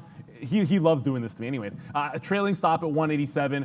I definitely look to gift horse them out, but the idea here is I said I like that 185 to 187 area. When it traveled through there, I moved the stop into 185. When it broke through that price range, I'm like, let's let it run here because the gap is so big. I probably, and like this is not probably, I should have, when it failed, broke 190. I probably should have thinking about getting out of like a 188 because that's a bit of a short setup usually. You would see me take a short like this off of a 188. So I could have maybe saved myself $1 or made an extra $1 on the trade. Fastly was the other breakout that we liked. Whoops. That one's not going so well, but it was that 35 break. If it threatens that low of the day, I mean, I wanted 34 to hold before I took it. I can only risk $1 on that trade. I don't think it's reasonable to hold past the low on Fastly here. I know it's also down like 20%. That's even more than Etsy was. So there's a lot of gap to be filled, but at the end of the day, you don't want to be going too hard against the trend. And down 23% is a bad print. If this breaks 34, there's air until 31, at least when I was looking at the charts. Yeah, air up there. You know what? I don't really know what is happening with some of these names here. So right now, Robinhood just doesn't want to go, right? So Robinhood and AMC both falling a little bit today. So you got to watch out below on some of these names. I feel like we're into AMC again here at 30. So we'll wait to see where that goes. MVIS finally. I mean, look. I mean, we can't do anything better than this. Like, this is what we talked about. I mean, MVIS comes all the way back, and then it just straight to the upside right now. So, I mean, look where we reloaded, man. I mean, that's what we do. My favorite thing on the board is one of the most simple ones, and it's just that, hey. Okay, I'm reloaded. So there you go. So we reloaded it up, and now it's straight to the upside. MVIS, man, making that money. Hopefully it continue to even go higher. I'm going to get out again upside. We still have we still have a decent piece on, actually. MVIS is going to be my #1 stock today, guys. So 1450, 1440. We'll put some more offers out. Let's just take this thing out. This has been a great stock. And what has been a good one, it's not to ignore it, but you guys kind of know, like if one of these 930 sort of like rollover type plays starts going for me, like I probably don't talk about them enough just because it's starting to roll in the money. So I got to manage Fastly, which stinks, and Etsy, which I want to control, getting that profit. And we talked about how I could have eked another $1 out of that trade. But ENSC, I did mention if it broke that low, I would get out some in front of that pre-market level at that 517. And then floodgates open up. So I didn't take any profit out between 17 and the 5 break. Once it broke 5, I'm getting more out. This just started moving in the aftermarket here, but this was a $4 stock, 409 at the close. It made a bump in the aftermarket to about like this 480 before actually slowing down. That's where we bottomed in here. I think I might be actually short this one for the rest of the session. And HUSN, another name from the bottom of our watch list. That's right, we shorted the pop here. It was a horrible short to start the session with, obviously, when it broke that 420 level. I got back in when it was a 930 fade off of the high. It only got to that 4 even, so take a bunch of profit out to that 4, and then now it's going to retest that same cluster. I'm not letting this go past 450, so I want to leave one bullet in the chamber to get some shorts, which I have not been able to get any above 440. Anything I add to this will be between 440 and 450, and a hard stop at the high of the day. Okay, Ford starting to work a little bit, so we just took some off there on Ford at 66. I mean, we're long at 61, so off an average price there, 65, and then down to 61 again. So now, back to 67. So Ford starting to work a little bit for us for sure. MVIS still going, Robinhood as well. Let's check out on AMD. I know that's a name that we talked about earlier. Damn it, I was right, and so were you. Whoever mentioned that to me there on the chat. We talked about this. We did a lot of work, not a lot of work, but we did talk about it, and I just missed it. This 117.50 level, 116.50, sorry, my mistake, was one that needed to be taken. We talked about taking some profits out on some of those names, so that was definitely a pretty big missed opportunity right there. What's up, Brendo? A little wireless company, guys, just popping up here on volume. GoGo, they reported in the pre-market better than expected as well. So day high volume alert there for GOGO. Go on the go. MMAT is actually now, look, it's only up 5%, but it's trying to hold that it was at 325 to 330 area that we talked about. It's actually trying to hold it. So if it does barcode long enough, it might have a chance to break back up at like a 335. It's now on the radar, but nothing too crazy. What is just making a move, and again, this is more like see the pattern so you can kind of know what to do here, but we'll power it up as finally breaking 4 is at HUSN. So you try to make it back here, but like I said, it was not a good short because I averaged into it. Usually the way I would want to have this short here, I can kind of it's in the money, so I can kind of deal with this no problem. I should only have shorts right around this price at 395. And then the only place I should have added is in one time, like right here at 4. But I do start early on this breakdown. Instead of taking this 388 for a first entry point for a quarter of my position, it should be 0. And then if I want it on the way down, I can take a 380 break, right? So that's just an idea of how I will sort of analyze this one and improve on it in the future. Make mistakes all the time, even on things that usually I'm pretty solid at. But now that it's headed to the downside, I can't ignore the fact that it turned off 380. It just held for even despite breaking and giving me a 395 print. So they still think there's going to be room to the downside here, but I will get some bids out, more at 395, more in front of that 380 to be sure on HUSN as we try to get back to Greensville on that. Fastly still out of the money, but actually Fastly holding the bottom for now. Knock on fake wood. Uh-oh, don't ever knock on that wood. Yeah, we don't want that wood to break. But okay, so right now, we're doing sort of the same thing right here. We're just looking through our orders and make sure that we have everything set up and ready to go because I don't want to miss too many of these breaks. We did average into AMC more here at that bottom, so it is looking more and more like that wants to take that out and break. So if we do wind up breaking that level there on AMC, then watch out for that trade. That's going to be one that's a little bit in problem area for us right now. That's AMC to the downside. MVIS, not a problem for us at all right now. MVIS continues to work as well. So that's going to be a good trade for us here. MVIS now 71 cents in the money, back at day's high, and we still have a piece. So pretty happy with that one. Yeah, I mean, MVIS. I gotta go over this because MVIS for me was a breakout trade. I didn't have the dip buy, so congrats to Sean, because sometimes the dip buy is the better way to go, and we got to do some videos on that, because sometimes it's just easily the better trade in terms of like give risk to reward. Breakouts are always tricky, because where do you get out in a breakout? And then it's easy to pick the wrong level, right? Like I said, if we come back in here and break that 14 on the dip, I would buy in front of the dip and then just get out. Now that's a good place to get out, but really, only if you're getting back in like Sean did at 1350, and I don't even have to look. I know that's where he got back in. And then you're going to take maybe a top break here. I still have that Fastly, but it's starting to get to that point where you either you know what or get off the pot. And let's remember, like I said, I know it's SSR, but let's remember how far this thing is down. I always put NASDAQ first for Fastly. It's always do it. But look how weak this is. Like you would think when you make a wipeout bottom, when stock does this and you make a wipeout bottom through the low a couple of times and snap back up, a lot of times that's like a bullish, let's get back in. That's why I like that 35. And it's just hanging out on the lows with the market trying to hold up and rebound a little bit here. So at some point, Fastly's got to go. I'm not adding into this one. I'm definitely not averaging into it. I'll give it to that low of the day, and that's going to be it. If it breaks higher, I think it's got some clear runway to 37, right? That's why you got to be willing to risk over $1, because it's about $2 to like where I think the first target might be, or at least $1.50. And then from there, I mean, 38 to 39 is actually pretty realistic. It's just more of a, not a catch a falling sword, but more of a dead cat bounce play, to be honest with you. So good call there, guys, on AMC. You know, it did, I mean, not a good, I mean, I called this as well, but we should not have averaged in all the way down. Well, we should have, actually. I mean, I was willing to protect that 29. AMC is going to be a red stock for me, but not by a lot. We are going to go reinvestigate this long and play off that bottom one more time just to see if we get a little bit of a pop back to the upside right now. What's up, Brendo? Lyft, guys, big mover yesterday, obviously 4.5% or almost 5% actually, coming up to 52 once again. So testing some prior levels once again after that big move we saw for Lyft yesterday, guys. Yeah, big move for Lyft. I mean, you can see GM now up 2.5, so it's at 50. There we go. GM now at 54, actually attempting to break through. I'm just going back one day here, guys. On the flush at the open, it had one pullback into 54.25. It's now double tapped that level here on a couple of failed breaks. So you kind of want to see this. Look, if it holds 53.50, like this little dip price, it broke out here, held dips in pre-market, held dip at 9:30. If we hold this level, watch for an afternoon 54, like 40 or 54.50 break on General Motors. I mean, for me, it's them and Tesla for me. I know Ford's making moves as well. Speaking of Tesla, it's been a couple of days since we've mentioned this name. It's actually going in the other direction, but this is now 3 times it has legitimately tested a bottom here at 710.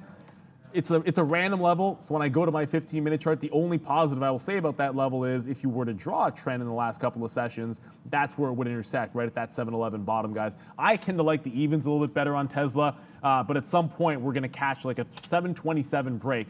First things first, got to hold that trend. It doesn't feel like it is, but then the market felt weaker it felt weaker to me, and then now we're actually holding this upside gain that we have in the overall market. So Tesla, if it holds this trend, watch for a 727 break today or tomorrow. Yeah, good talk there for sure on Tesla, that's for sure. Yeah, Tesla's been a good one for many traders, right? So you got to watch out for that as that's trading pretty wild right now. AMC, so we're just watching this. We're going to get out, man, if it does go back below that 29, whatever the bottom was, 28.75 there or so. So we're going to watch out for that level. That's going to be coming into play very, very soon. Again, we're just trying one more shot here, trying to hold that long, trying to hold that bottom. But we did note earlier on the sticky note, as well as we talked about it, right? That 29 was going to be in jeopardy today, and it just comes right through right now. Not looking very good here for that trade. So we're going to hold it against that bottom. If they like it, they like it. If they don't, they don't. So, I mean, that's very, very complicated analysis right there. But let's just wait to see where it goes.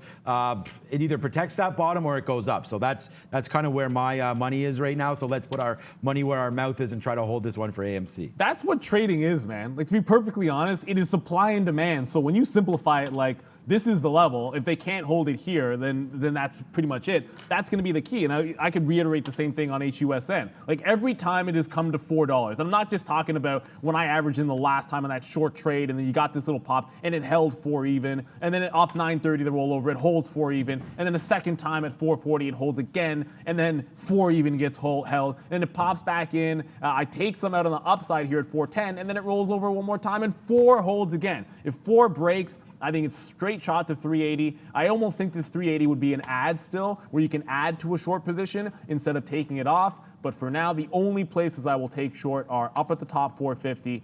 Make sure you're getting profit in front of 4 every time, guys, because the battle is being waged here on HUSN. The bears seem to be winning, but at any point, that could definitely change here, and you could be taking out that top. Brendo.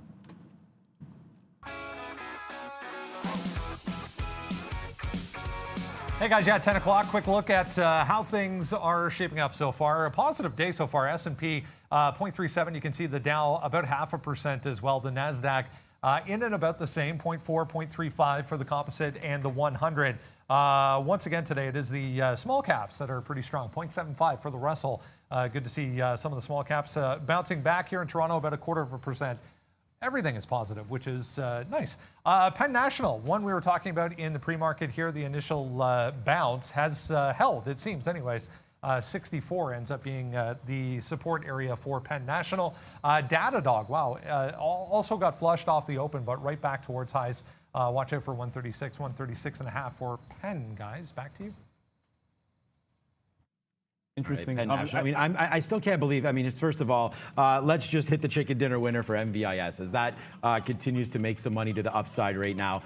Just continue to rock and roll. So that's been a monster move for us. And then I just wish we didn't dump out of Uber. I talked about trying to get into some of this name. We're not in it yet, but wow, all the way up to 42 and change, man. What a great bid we had right there. Right off early, man. 40.50. We talked about that. That's on our watch list as well today. Uber, nothing but love to the upside as that continues to go, man. Ford now 5 cents in the money. We took out a little bit of this. Our best out is 68, 60. Was that 68 or 69? 68, it looks like. That was our best out upside there. And here goes AMC.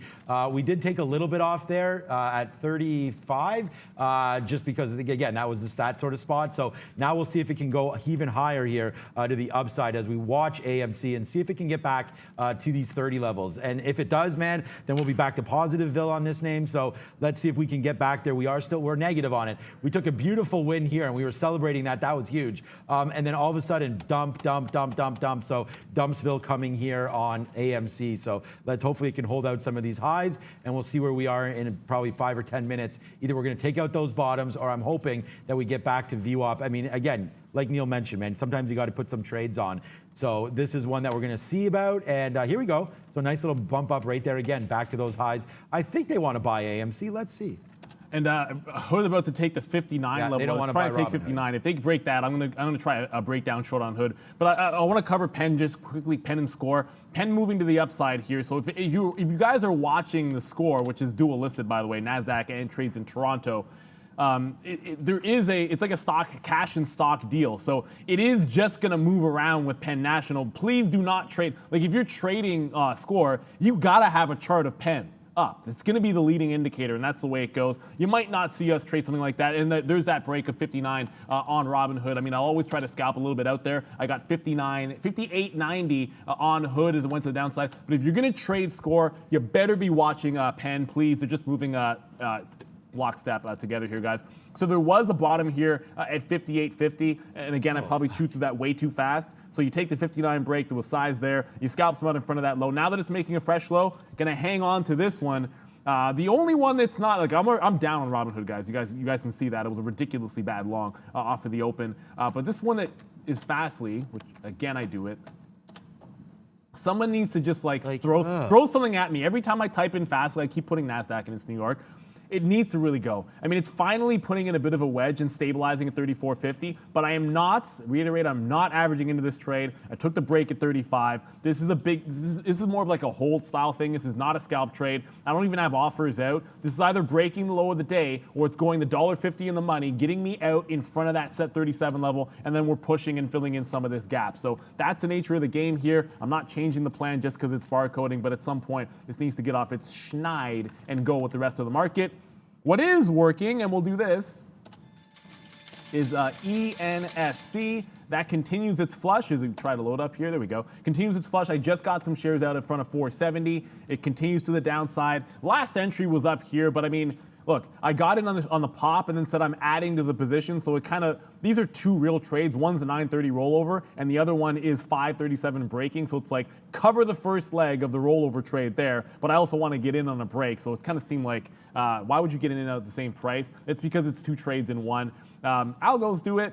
As a human being, you got to ask yourself, if I have two setups and I want them both, sometimes this will happen. If it holds this bounce and then comes to the upside, then I might be averaging into it at 570 and then getting some out in front of 540 and then it barcodes around here and then breaks down and would look more clean. And I'm short here at like 10 o'clock or something, but instead it happens simultaneously. I'm getting out in the bid and getting instantly filled on a breakdown, guys. So that's what happened. ENSC, been a fantastic one. Fastly, still poo. Brendo, what's up? IPO, speaking of not positive, IPO market has not been great lately, but there is one to mention. Not terribly big, but notable name.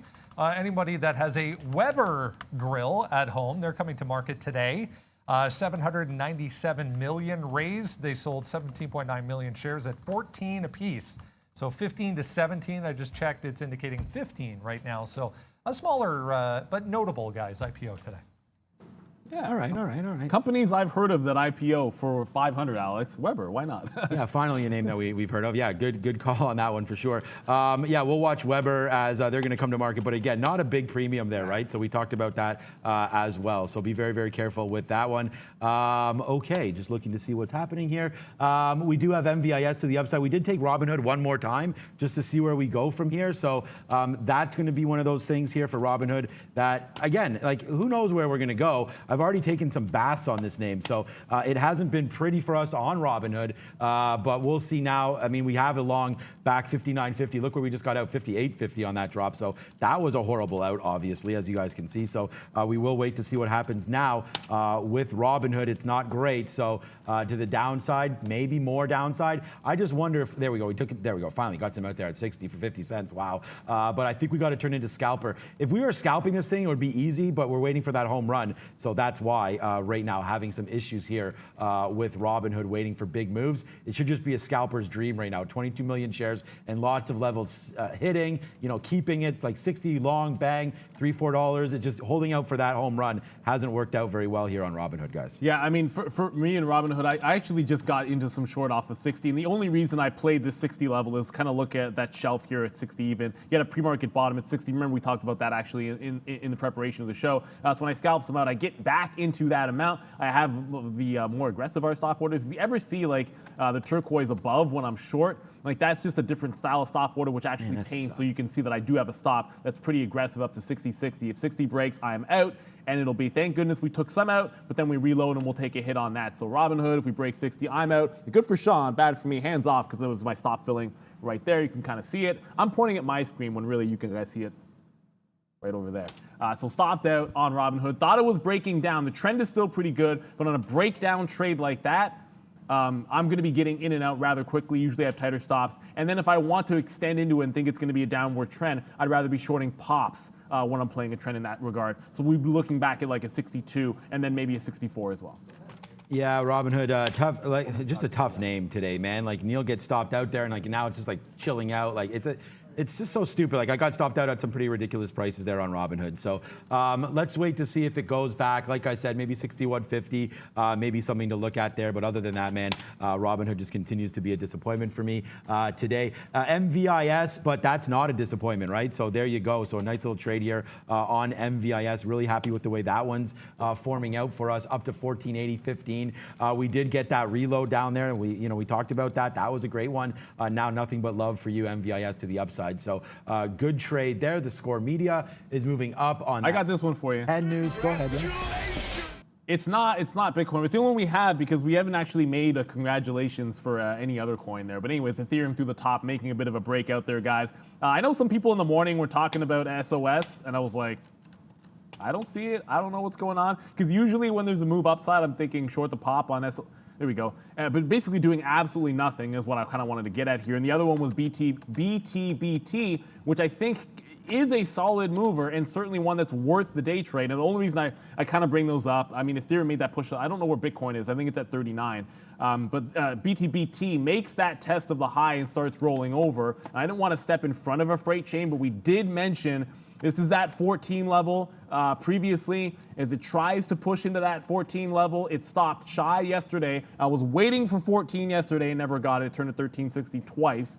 And now it stalls a little bit shy of that at the current high of the day. I mean, at some point, I actually want to be thinking about the short in front of that level and say, forget about 14. It's 1360 for a long break. That point is basically now is what I'm getting at. All right. Okay, so Robinhood now up $1, so at least that's good, and that's starting to go.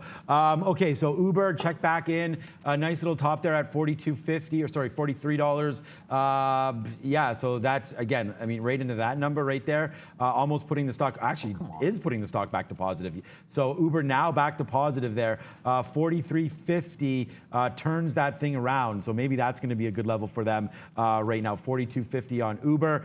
I'm debating, like we did cash out of a little bit there on AMC, not much at all, as it does go to 36 there and stop. So we'll put another offer, but it looks like this one wants to go to the downside. That is AMC. I thought it had a chance to go there. Doesn't look like it wants to. Let's check out on GameStop quickly as well. 147, let's go. Okay, so Still pretty choppy even on GameStop, but that's still positive. AMC not right now, down that 3%. So maybe we have to switch over to GameStop instead of this AMC, guys. But so far, so good. Here, we just need this to get going. If it can break that 29.50, then I think we make that run to 30, guys. Brendan? A lot of earnings, guys. Here's another one. TRI, Thomson Reuters, up big time here, 5.5%. Not terribly exciting for a day trade. The volume definitely lighter than usual, but big move here for TRI today after a blowout report. TRI, almost like TriStar. Anyways, you guys have no idea what I'm talking about there, and you shouldn't. It doesn't matter. HUSN comes right back up to 430. These have been lower highs off that 450 top, so I kind of find myself every time in like at 930. This rollover play, the most shares will always be at 930. Like that's the play I like better. I like it better than breakdowns. It's a time for me to get into that trade. It's like fail off of the high, and that's when you want to jump in. But the second time through, only enter once, and then again, I find myself getting a lower price here at 430 even, when probably should be a little closer to that 440. I mean, it keeps bouncing. It cannot really follow through off that $4 range, so we might be hanging out here for quite a while. And if we are, the longer it holds up doing solid volume at prices like this, kind of the more likely you're going to get that break upside. So there's no chance I'm letting it get past that 450. I say it over and over again because it's absolutely true. But I'm not adding for this. I'm not adding any more shares unless it's between 440 and 450. Fastly, just to check back in on it. The good news is it's not going to. Did I just do it again? Oh my goodness, give me a break. I will one day, at one point, I'm going to actually get this right the first time, typing in the symbol and hitting enter. It should be a pretty simple thing to do, but I keystroke it every single time. Fastly, the only good thing I will say is for something that's down this bad with that bad of a guidance print, is that it's holding above VWAP. It has a chance to retake 35 on a break, and I'm already in it here, guys, but you guys know the plan. Give it to the end of the day. I'm willing to give it to the low of the day and possibly the end of the day if it takes that long to get to 37, 38. But if it doesn't break back out, this is very binary for me. If you put this on a higher perspective, sometimes you got to look at it this way. Like you could be scalping this trade, but I look at it very, very simply. If we retake that 35, I could have certainly waited for a 35.50 break. It's low of the day, or I'm looking for a really bigger move here, guys. Like it's like in a gap fill this big, this is not about scalping it. If it was a scalp trade, I've already got in and out, 34.50 to 35, 34 to 34.50, but I'm not looking for that kind of play on Fastly. It's a little bit different, so that's why the adjustment. Yeah, okay. Fastly is just one of those names, guys, that, we got to be very, very careful with, I think, anyways, there today as, bad earnings coming through for them. Just an update on Hood. We did take some out there at 61. So like I said, man, I still want to hold something in case we do flip here and then just the Jets get turned back on, which I think is a good possibility at some point. So we'll wait to see if that could happen here for Hood. And now it's going. So here we go. So nice little win for us. We're still not positive on this, but $2 in the money. We've been $3 and $4 and $5 in the money on this name, guys, and we didn't do anything about it either. Definitely some missed opportunities here on Robinhood today. So let's see if it can continue to go. I think it has a good chance here at some of these levels. So Robinhood 62, 63. We just got to break that, and then we'll revisit 63 hopefully on the upside. So that's Robinhood trying to go a little bit crazy here, but we did take out that profit. Now we're holding one more piece for that home run. Let's see if we can get it today. Yeah, I just want to come back to Etsy for a quick second. I'm going to do this one like fist bumps here. It's not like, and I already talked about how I could have eked another $1 out of this trade, but I think that obviously would have been it. Even after it puts in that, the lower high in the retest, like if I wasn't getting out here, I would have definitely been getting out here, and if I didn't get out there, I would have definitely been getting out here. Like there's no path for anything better than 188, and as it starts to come back in, a lot of times I would just say, let's go long on that cluster. Like a 182, but I stayed away from it, trying to be very, very patient with this. If it wants to come back down and break back down here, I'm not even buying a 180. It's 175. That's the level I want to see hold. So I'd be looking to buy in front of 175 on Etsy again. But I got to be patient with this. I'm already putting in a similar play on Fastly. Watch out. Did I not get filled in HUSN there? Kind of felt like as it popped to the upside, HUSN. Oh no, yeah. Sitting in. Of course, I said anything I add to it's got to be between 440 and 450. And then if it turns around here at 438, that'll be pie in my face for not getting the full average in. But rules are rules, and you follow your rules, because if the market wants to pay you for breaking your own rules, it's going to lead to a lot of bad decisions in the future. Like, that's the easiest way to get yourself in trouble, is if you can start celebrating, hey, I broke my rule today, and then I still made money. Well, that just means you're going to break your rule tomorrow and the day after that and the day after that. So even if this rolls over, I wish I had gotten more shares in, but I understand, I think I had a solid reason for not adding to it unless I got a better price, because I actually want to see it test that 450 before jamming in. It can't seem to break 4. And if it holds VWAP, a lot of things change. If it holds VWAP here at 420 and retest, I don't want to average in at all, actually. Yeah. Was a keystroke though. Okay, yeah, just talking here. Okay, so AMC, look guys, I mean, I'm putting an offer out here. There it is. We just got hit there at 25. So we're taking another 15 cents on that one. I mean, again, I'm holding out for higher. I don't have any offers now on the upside of this name. So we'll see if AMC wants to continue to run to the high side right now. Possibility there for AMC if it just gets above this 29.50. We've talked about that one. Robinhood now kind of maybe just looks like a normal stock finally, just moving around and bouncing. It does bounce off that VWAP, so lesson learned. We probably should have took that $2 out. There are more than $2 out on that name, but we didn't. So lesson learned. Maybe we do that next time. Some questions about Palantir, like why don't I trade that anymore? It's not really moving. I mean, do I want to trade it? Of course, I love Palantir. It's like my favorite stock. So there.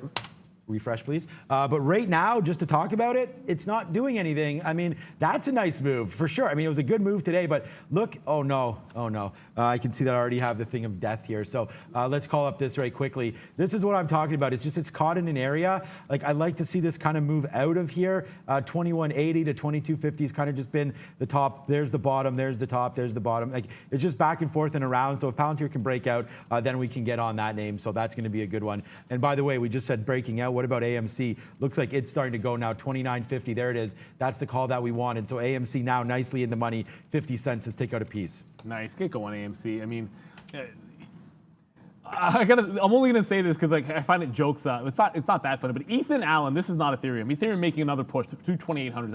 It's absolutely flying today. But Ethan Allen stepping aside. It's just like a star player coming to another team, and then the incumbent gives up their jersey. I don't know too much about Ethan Allen, other than they're changing their ticker because they don't want the confusion with Ethereum. And it's like, hey man, any press is good press, and they're stepping aside and giving it away. It has nothing to do with the bump. I just happen to find it interesting, at least.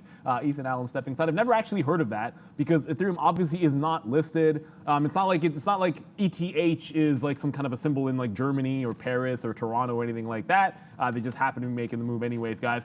Fastly, do it.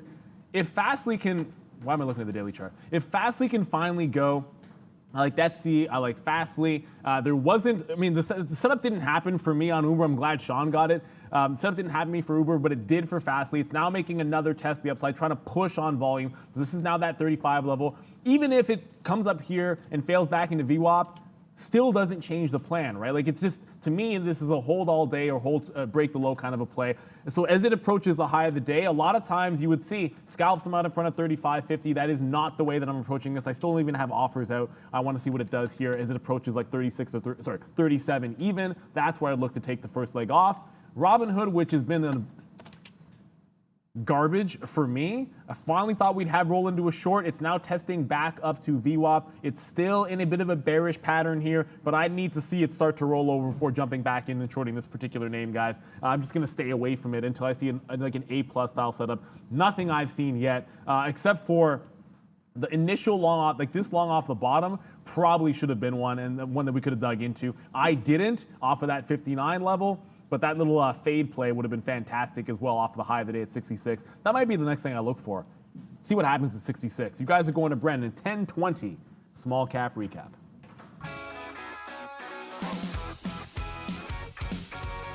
Hey guys, yeah, busy day, but not an easy day, especially in small cap world. Bit of a chop fest, kind of back and forth. One of those days you're up nicely and then back to break even, then up nicely and then back to break even. So less is more, I feel, on a day like today. HUSN, we were talking about right before the open.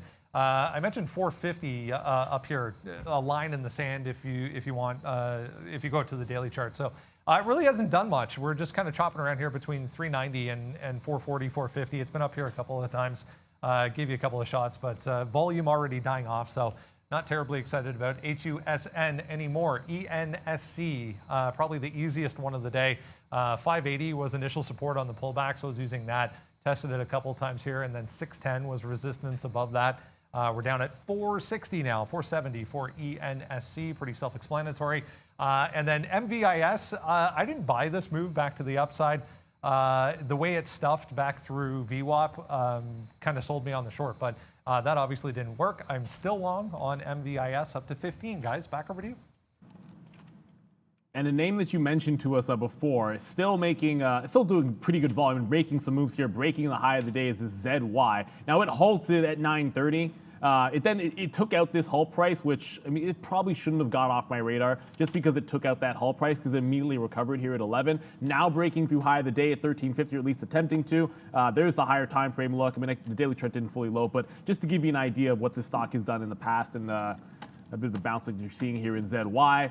If it does fail this break, I don't know why there's like a gap in my chart here, but anyways, if it does fail this break through this current high, like this is 1350, but the previous high was a 1320, so, and of course it's not really gonna fail yet. So if it fails to get and hold through 1350, like a retracement short through 13 would make a little bit of sense to me. That's sort of an obvious wall that it had there before.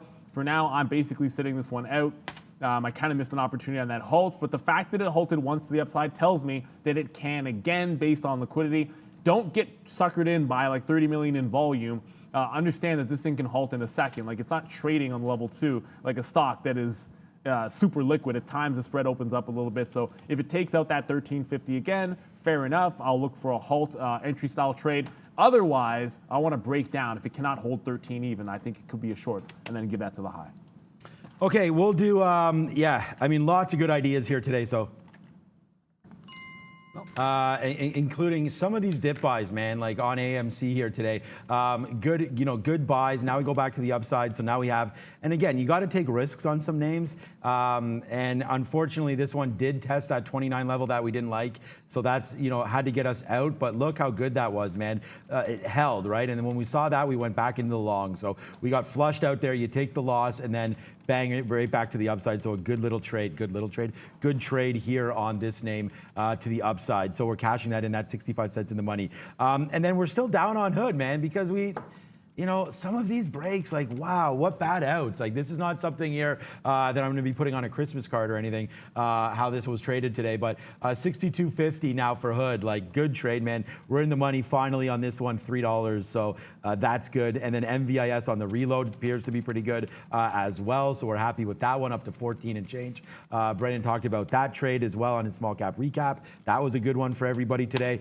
So let's just keep on going, man, with all of these names. And then my mood is okay today. It's just like this AMD, man, I talked about this 116.50 break and why we liked that and we didn't take it, so that was a problem. I liked Uber. I talked all about Uber in the pre-market and why I liked it, and then we get that 40.50 break and we get out and now it's just like it's up huge. So some of these winners are fine, but at the same time, would have liked to hold a little bit more. I know we talked about that ZY. Maybe I can remind me what the news was on this one, because this one rocking and rolling up 68%, and still making money moves today. Unfortunately, my daily chart keeps crashing, so I don't even have one up. But that reminds me now, I got to put one up, or else I can't really look at where we go from here. So let's check out ZY, but I'm going to throw it back to Neil because I got to get that daily up. This crashed now for me a few times. Yeah, I'm just sitting here. I'm staring the ZY in the face. Oddly enough, not that it matters, but for anyone that ever gets interested in it, we have free shorts on ZY. So as liquid as it is, we're not actually paying for locates on this. On Robinhood, by the way, and I don't know, for whatever reason this interests me, it was actually doubled up in price. Went from zero, paying nothing 2 days ago, to just over 3 cents, to paying almost 7 cents a share to short Robinhood today. Take that for what it's worth. ZY is pulling back off this 14 to the penny. So if it does a consolidation, or maybe even a bit of a dip, I'd almost prefer if it did a dip, held 13, which was the level I was looking at before, and then consolidates and retest before 14 break. But that could be like a nice little scalp break. If it does it here, parabolic into a 14 break, I don't like that trade. I hate chasing breakouts parabolically. I'd much rather like a linear play. Like this is where you really wanted to break at 13, but I was looking at it after that. So you have to move on to the next. And just because you missed this one doesn't mean I automatically jump into a 14. I understand a lot of people will be looking for that break, just not one that I'm looking to take, guys. Okay, so I'm almost done here. I just got to get my group link to go here. I'm just building up the daily chart there again. Yeah, Sterling Silver's like, snap out of it. No, I'm fine. I'm not I'm not feeling any waves. It's just, you know, you do sometimes there, like my charts have crashed today. We talk about being properly prepared, and I think I was just a few things today, and it just makes me sad because we had some winners here that we really didn't support too good, man. Like Robinhood today, that was, oh, don't you crash again? We're gonna have a problem, my friend. Okay, let's go, hold on a second. I didn't even change this to a daily chart. Robinhood today, you know, just had so many opportunities to get out. Like I was in the money here $3 or $4. Could have taken them all out, only took out a piece, right? And then got hit on the rest. And then this position here in, like, look at this, in at 60.50, out at 63, and then the rest of them come out down here. Like, it's just ridiculous. Like, we didn't take enough profit when they were there. We're green on the day. It's fine. Like, there's nothing wrong. And it's just even the same thing with AMC. Like, why are we getting out there? We should have given this a little bit more room. It doesn't have to be 29 exactly, right? So again, it's just there's just some things here that bother me, and it's maybe just being a little bit of a perfectionist as I look over and Valeria's fixing her hair, talk about being a perfectionist there. But yeah, it's just one of those things where it could have been better today, and it wasn't. And yeah, the score is another one there. I think whoever just mentioned that, Matt, I think it was, off the open there, the score was a good opportunity as well today. I don't know why it was so good off the open, like 25 to 32. Like, I don't really know about that. Penn made that move too. Yeah, but how much did Penn move? Yeah, but okay. These charts, oh man, this is getting. I feel you. Trust me, I feel you, bro. I know exactly. Yeah. Okay. I get. You know what? I guess Penn did actually, Neil. Yeah, you're right. I guess Penn did make that move. I didn't even realize that Penn got cracked like that off the open so bad. But right back, because we were looking at it at 64, 65, right, in the pre-market. Then it just dipped down. So yeah. Okay. So that does make sense. So that's what I'm saying. There's a lot of things that make sense there, but it doesn't mean that you can have all these trades. It's just kind of like when I said also, if you rewind the tape, you know, I love this Moderna 410 level on the pre-market. Didn't have that. It goes to 450. So just a few things today. But hey, man, we're still high spirits. We're still ready to rock and roll. It's only 10:30, so we still got a half hour to go, and then we're back. Remember, we're back at 3. So we're back giving you that extra 15 minutes. Whenever I talk too long, this is what happens. I get in my ear, Brendan's calling. So what's up, Brendan? There's lots to talk about today. Viacom, guys, another one that reported. A decent report for Viacom. Their subscriber number apparently was way higher than expected. I was just reading, it looks like the call might be on right now. 15% total revenues in 2021 to the upside come from streaming. So ViaC having itself a little bit of a move, but back into that choppy area on the daily chart. It is 10:30. Let's get a check on what's happening over in Europe. Miss V is watching. What's going on, V? Hey, Brandon, European markets hit record highs today, supported by strong earnings. Industrial firm Siemens is up more than 2% after it lifted its profit outlook for the third time this year. Back to you. Coming up, guys, in 15 minutes, stick around because we have a great guest coming through. I don't have my button working right now, guys, but great guest coming up in 15 minutes. We'll get to that, so make sure you stick around, guys. There we go, Dragonfly. I didn't want to spoil it, but Dragonfly coming through in 15 minutes, as I was saying. I'll spoil a little bit. Dual listed that name, so you actually can pick them up on the NASDAQ. A lot of times it's just Toronto, and I know a lot of you guys are in the US, but yeah, going to be a fantastic guest. I know, Brendan, you said you might not be interested anymore in HUSN, but look, if it works, you just keep doing it and doing it and doing it again.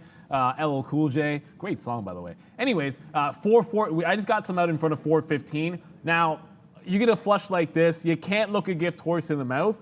I did anticipate the chance that because it keeps testing is 450, you get these crazy wicks to the upside, but really most of the trade has been happening in this 430 to 435 range, so you're getting shorts in that range. You got to take out 10, 15 cents when you get it. I got to take out 20 to 25 when I get it. I still have bids looking for the bigger move to the downside, but it just hasn't been there, and I can't sit there fighting it forever. It was a good comment, and I don't know, apologies, it might have been Steve G, it might have been a couple of, it was a great comment, I wanted to shout it out, but I missed who said it. Some of the frustration and some of what I think is looking at today is the market's basically flat. You're not exactly having blowout volume, so it makes things a little bit more whippy on some of the stocks that are moving. So, and HUSN is actually a pretty decent example of that. Like, because on some of the fast names or the ones that are front of my mind, like you're watching, it's wicking around. But on that stock, I'm just like laser focused on the price area and then that stop at the top. So I'm just not even caring about all these crazy wicks that happen because these are real. Like, it'll go an extra 5 cents on every single move, but it's like, yeah, whatever, man. It's actually settling down in this range. Whatever, it's actually settling down in this range. Forget about the next like 8 cents that it moved up here. It's not really trading a lot of shares at those prices. So sometimes you got to step back, and it's not saying ignore the level 2 or ignore the tape. But every now and then you just have your level, you have your play, and you stick to it, and that's what you have to do on days like this where things can get a little bit whippy. Someone asked me about Fastly, and I was like, okay, I can. Look at that. I knew it was happening. Like 10:30, so we're like 2 hours into the show, and I'm finally able to actually type in FSLY and then go NY instead of NASDAQ. So I'm like 1 for 8, which is good in just about no sport, I suppose. But anyways, until it breaks 36, I am not trailing this thing. It has to break above 36, probably at least hold at least to like a 25 to 50 area, and then I might trail a third of it to a 36 stop. Otherwise, I'm holding for bigger moves here on Fastly. I've gone over it like a billion times. There's a bit of a level here for like 70,000 shares on the offer, but Fastly's done 15 million, and of course this is still on. So this switched, and it's on Fastly, and this one didn't switch, and it's on HUSN. So I got to figure out why that happens to me on the show. I have like way too many level 2s. I have 1, 2, 3, 4, 5, 6, and then the one I show you guys in the show. I'm not really trading off this one. This is just to show you guys. But if it breaks 36, bit of a level, I think it gets taken out. 15 million shares, who cares about 50,000? It has to hold above that quarter mark, and then I will consider putting a trailing stop for a third of the position. But this is a potential all-day hold for me, so I want to treat it that way. ENSC, that's going to the gates of hell. There was no news on this thing. So it was a 9:30 rollover trade. There was a breakdown at 5:40. I mean, didn't care. It doesn't really matter which one you took. This is headed all the way back, and it actually got sold off at the open yesterday. But it's headed all the way back to at least the top end of this at the all afternoon, and when it broke out in the aftermarket, 440. So I might as well just have a bid in front of it because why not? So ENSC headed only southbound. Again, when the 9:30 rollover works for you, it's just like, put in the back pocket, make sure you're taking profit at the levels you need to, because I don't need this thing holding 470, breaking back above 5, and I don't have a plan, right? So that didn't happen. It rolled over one more time. Fastly has now taken out that 36 and is at 36 quarter. So like I said, I will trail a third of it, not the entire position. I will trail a third of it and take that off for reclaims 36. Otherwise, we're holding for 37, then we're holding for 38. Okay. Yeah, so I mean, we're celebrating a little bit, but we can't celebrate too much. But Robinhood is going to the moon a little bit here, up to 63.50. So if we get back down below 62.50, I think I got to sell that because, again, you know, I'm not going to try to let this keep going against me back and forth and around and doing all this freaking dancing and stuff like that. So we are going to put an offer here at 62.40 and just see if it goes out.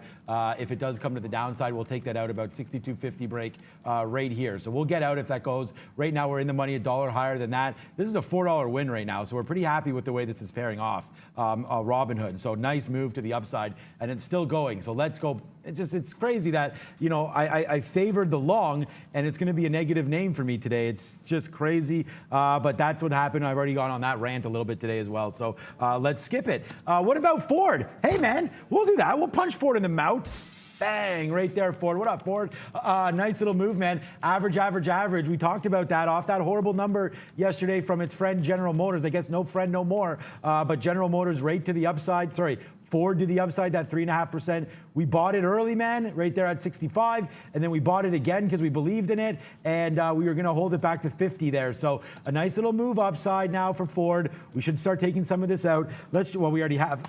Let's see what GM is doing. Ooh, even a nicer move on GM, I believe. Same kind of percentage moves, but just as dollars as opposed to pennies, because again, GM $54 name as opposed to Ford 13. So same kind of movement back to the upside. Let's hold on to this Ford because if GM's still going to go, that was one of the reasons why. It's Hood still. That was one of the reasons why we went there on Ford yesterday was due to GM. But right at 75, I'm going to take another piece out right now, man. This 13 cents, let's take it. I play off the quarters. We're right here. A good little win for us on Ford today. Really happy with this trade. I love it. We'll do this. We'll daps up, give some props. There you go, props, zaps. You can call it whatever you want, it doesn't really matter. First profit take was in that $1.50 range on Fastly. So just to give an update, because I've actually taken profit for the first time at that $1.50 mark on the breakout, I've canceled that stop. Like that trail that was in at 36, those shares are out. So now holding on to that next level up, that 38. You can see in the aftermarket, remember we talked about this, look at some of these levels. On the big dip down, it held 40. On the secondary dip down, you got this 38 level here. So out some more in front of 38. If it breaks that, I'm looking 40 for top if we can catch it. The dead cat bounce worked on Etsy. It took a little bit more time on Fastly, but it is definitely seeming like it's worth it. Brendan, what do you got for us, buddy? Just seeing this Astra space. Looks like they launched, or they haven't launched yet, but they announced the first window for a launch of their commercial orbit systems with the Space Force, guys. So ASTR having a day. 20%, just tag $10 up there. Space Force, wasn't that? Isn't that a show on? Yeah, that is a show on. Is it Netflix or is it Crave? Is it like HBO? What's the guy? It's the. Well, Steve Carell. I know what it is. Yeah, Steve Carell. I don't know what it's on. Wasn't Mike Pence supposed to be heading up to Space Force, guys? So is that gone now, Space Force, for official? But whatever. We're going to go bang, because here we go, man. AMC. Hallelujah, man. How my day has turned its frown upside down right now, because this is $1.35 in the money. There's a little wink. $1.35 in the money for that one, 10 cents in the money here. And look at Robinhood. Hello, Kathy Wood. And Kathy is in the building. We'll fire off some hot dogs for her. I don't know, she may be entering the hot dog eating contest, I heard. Rumor next year, take out that guy that had like, what he ate, like 1,400 hot dogs in like 3 minutes. What's his name again? Joey something? I forget. He's like world famous. Joey Chestnut. Joey Chestnut, of course. But isn't the other guy, is he better than the other dude? There's a Chinese guy that was ripping it up, I believe. I thought the other guy was better. I forget his name. But. No, Joey Chestnut won again. I'm pretty sure about that. But right now, it's hot dog time, because there goes Robinhood straight to the upside, man. A $5 winner on this one, $1.50 on AMC, $1 on MVIS. So, wow, what a difference a day makes here for me today. I did keystroke into a short, into Ethereum there. That sucked. But now we're going to the long side here on MVIS. So that's a good one too, man. I don't know where to put this stop on Robinhood, because we're still going. I'm just going to trail this again. 63.50, man. If we can get out there, we'll take that. It's a nice little $5 winner right now on Robinhood. And I'm going to ask Neil for his top 3 NBA players of all time. I'll give him a minute to think about that. I don't need a minute to think about go. that. It's Michael Jordan, LeBron James, and Wilt Chamberlain. That's the thing. I saw, it's funny because I saw Charles Barkley talking about it. He actually puts Kobe too. So. I know. Oh, okay, I shouldn't have. That's bad. Okay. Yeah, Neil, how dare you laugh at Kobe, man? What the hell's your problem? No, we're just playing around. I'm laughing at Charles Barkley making that call, because I think it's, again, like I'm not laughing at Kobe Bryant, man. Obviously, like that's not my intention. I just think it's a ridiculous statement. Well, he was saying it's a body of work, like basically. He was a great player, but like LeBron's only won, I think, 0 times without a stacked team, right? I mean, that shot with Kyrie, I'm just going with what he's saying. I don't know if I agree with it. I mean, LeBron James has a pretty good body of work, that's for sure. But look, I love Charles Barkley, but he says some of that stuff. I know, it's just a talk. Yeah, he just wants to get people excited. It's like Colin Cowherd does the same thing, and it's just you do what you do to get that press, and it's fine. It's just I don't think he doesn't legitimately think if he's starting a team and you could pick one player and you put LeBron on one and 4 randos and then Kobe on one in their primes, and you mean to tell me Kobe's team is going to win more games? Like that's utter nonsense, right? Like LeBron James is going to do a better job elevating a team, and if you can't see that, then you shouldn't be an analyst. And I'm not even a basketball analyst, but I don't know why I'm getting so heated about that. But anyways, we've had this conversation on the floor before, by the way. Yushi's all over it, one of our traders. And my thoughts on the GOAT is they're pretty clear, and whatever. It's not Kobe Bryant. He was a fantastic player. I got to update the Fastly position. Just a quick second here. Yeah, go. It took 37, but a bit of a retracement, and I'm going to go ahead and, you know what? Okay, I always say I should do this, and then there we go. So again, the second third, it took 37, but with a failed breakout there, because that would usually be a rollover short for me, that's why I'm going to take another third out. I'm still holding Fastly long, and I still intend on holding this.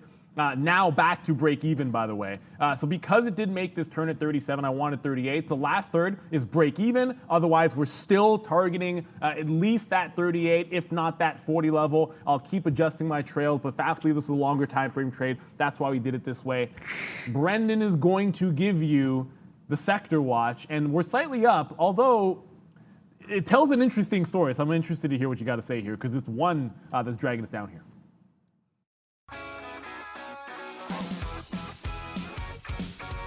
Hey guys, yeah, 1040. Let's get a look at how the overall market is doing. Yeah, 0.34 to the upside, but it's the healthcare group right now that is offsetting to the downside entirely almost. So there are a few within the tech sector as well, DXC to name a few. Some of the semiconductors, we saw AMD, first red day in a while, finally for AMD, but only 3.3% given what it's done over the past week. Pretty impressive.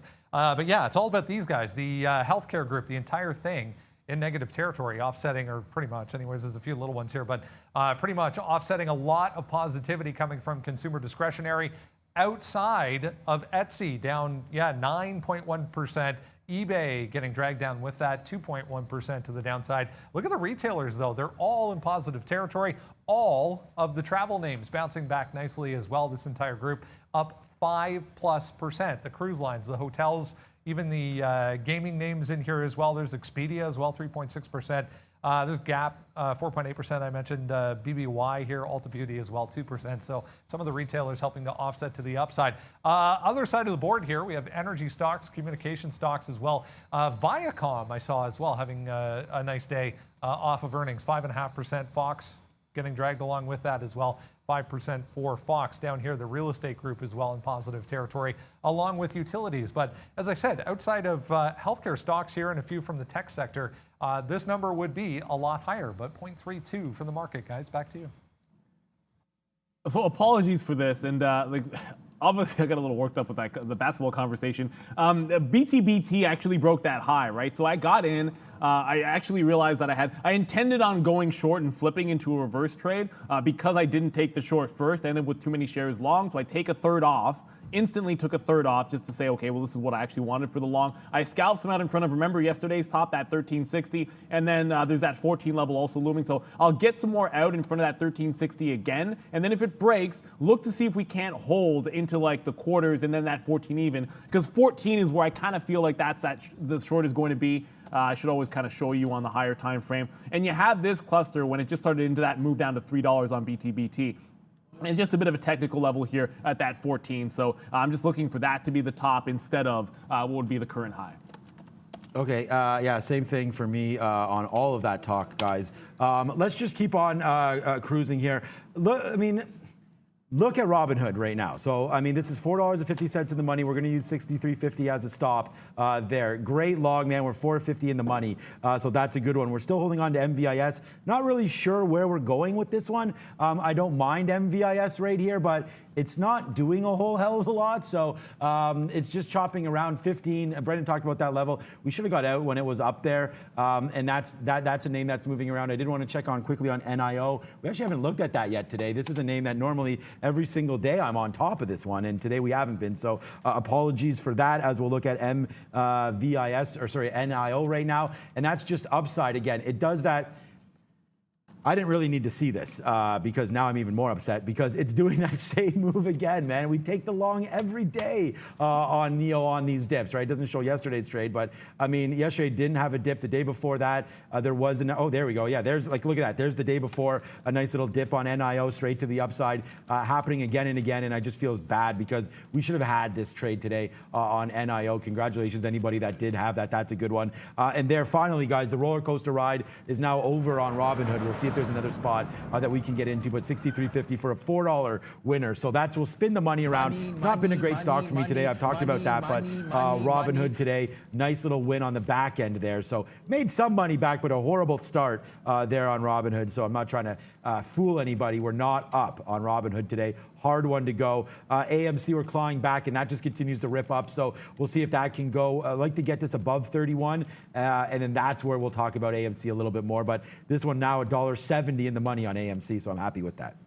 Yeah, I mean, I'm glad someone's making something back on Robinhood because it damn sure ain't me, obviously. And I can chuckle about it because at least I felt today, with one exception on Robinhood, in all seriousness, and with one exception, I think that was just the stop Not getting my stop on that initial push to the downside cost me a couple extra bucks. Otherwise, I followed my rules. Fastly continuing to make moves to the upside. This one we can hang on to. You guys hang on tight. You're going right over to the desk. We got our guest of the day. It's going to be an exciting one here. Brendan for the introductions.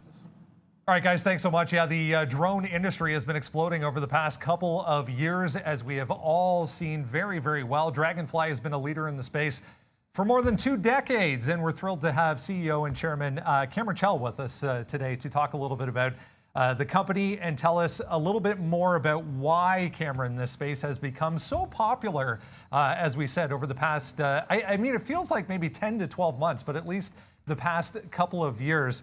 We're happy to have you, but let's jump right into Dragonfly. Sounds great. Well, thanks so much for having me. I appreciate the opportunity to speak today with you.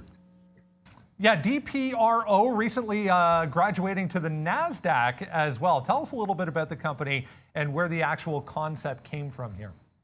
Yeah, sounds great. So, well, Dragonfly DPRO is the oldest known commercial drone manufacturer in the world. We've been manufacturing drones and drone solutions and systems since 1997. We started off in the hardware space and then graduated into the software space in the 2000s. And today, while we still do all those things because we provide a total solution to our customers, we're very heavily positioned in the AI space as well. You mentioned that the drone industry is expanding greatly right now. This particular in the last year and the next 5 years are going to be incredible. It's growing into a $40 billion industry over the next 4 years. And the 2 overriding factors for North American players are this. First of all, regulation. Regulation has become clear, and the FAA is really in a friendly mood right now in terms of promoting the industry and giving commercial industry the indicators and the guidelines to grow. So we're seeing customers now come to us on a daily basis with really great use cases and ROIs to push their business forward. And we've gone from educating and selling to order taking and scrambling to keep up. The second thing that's happened is the realization that nothing collects data better than a drone. And so therefore, there's national security concerns and corporate security concerns around it. So there's both a sentiment and a policy swing hard that really favors North American manufacturing for this commercial and light military space. It's an impressive range of products here, and I think that was one thing that really stood out to me when we spoke initially was, the vastness of products here and the vastness of uses for these products. Walk us through a little bit on where we're seeing, the biggest demand as far as these drones are concerned at this point.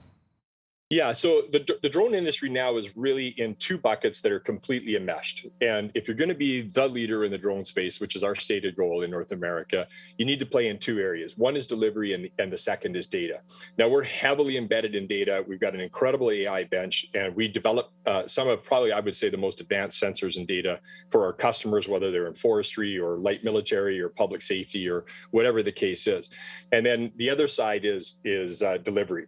And so in delivery, you have got to have a lot of autonomous experience in those 2 particular areas. Both of these, like drones are just 100% about what they do. The customer doesn't necessarily care about the airframe.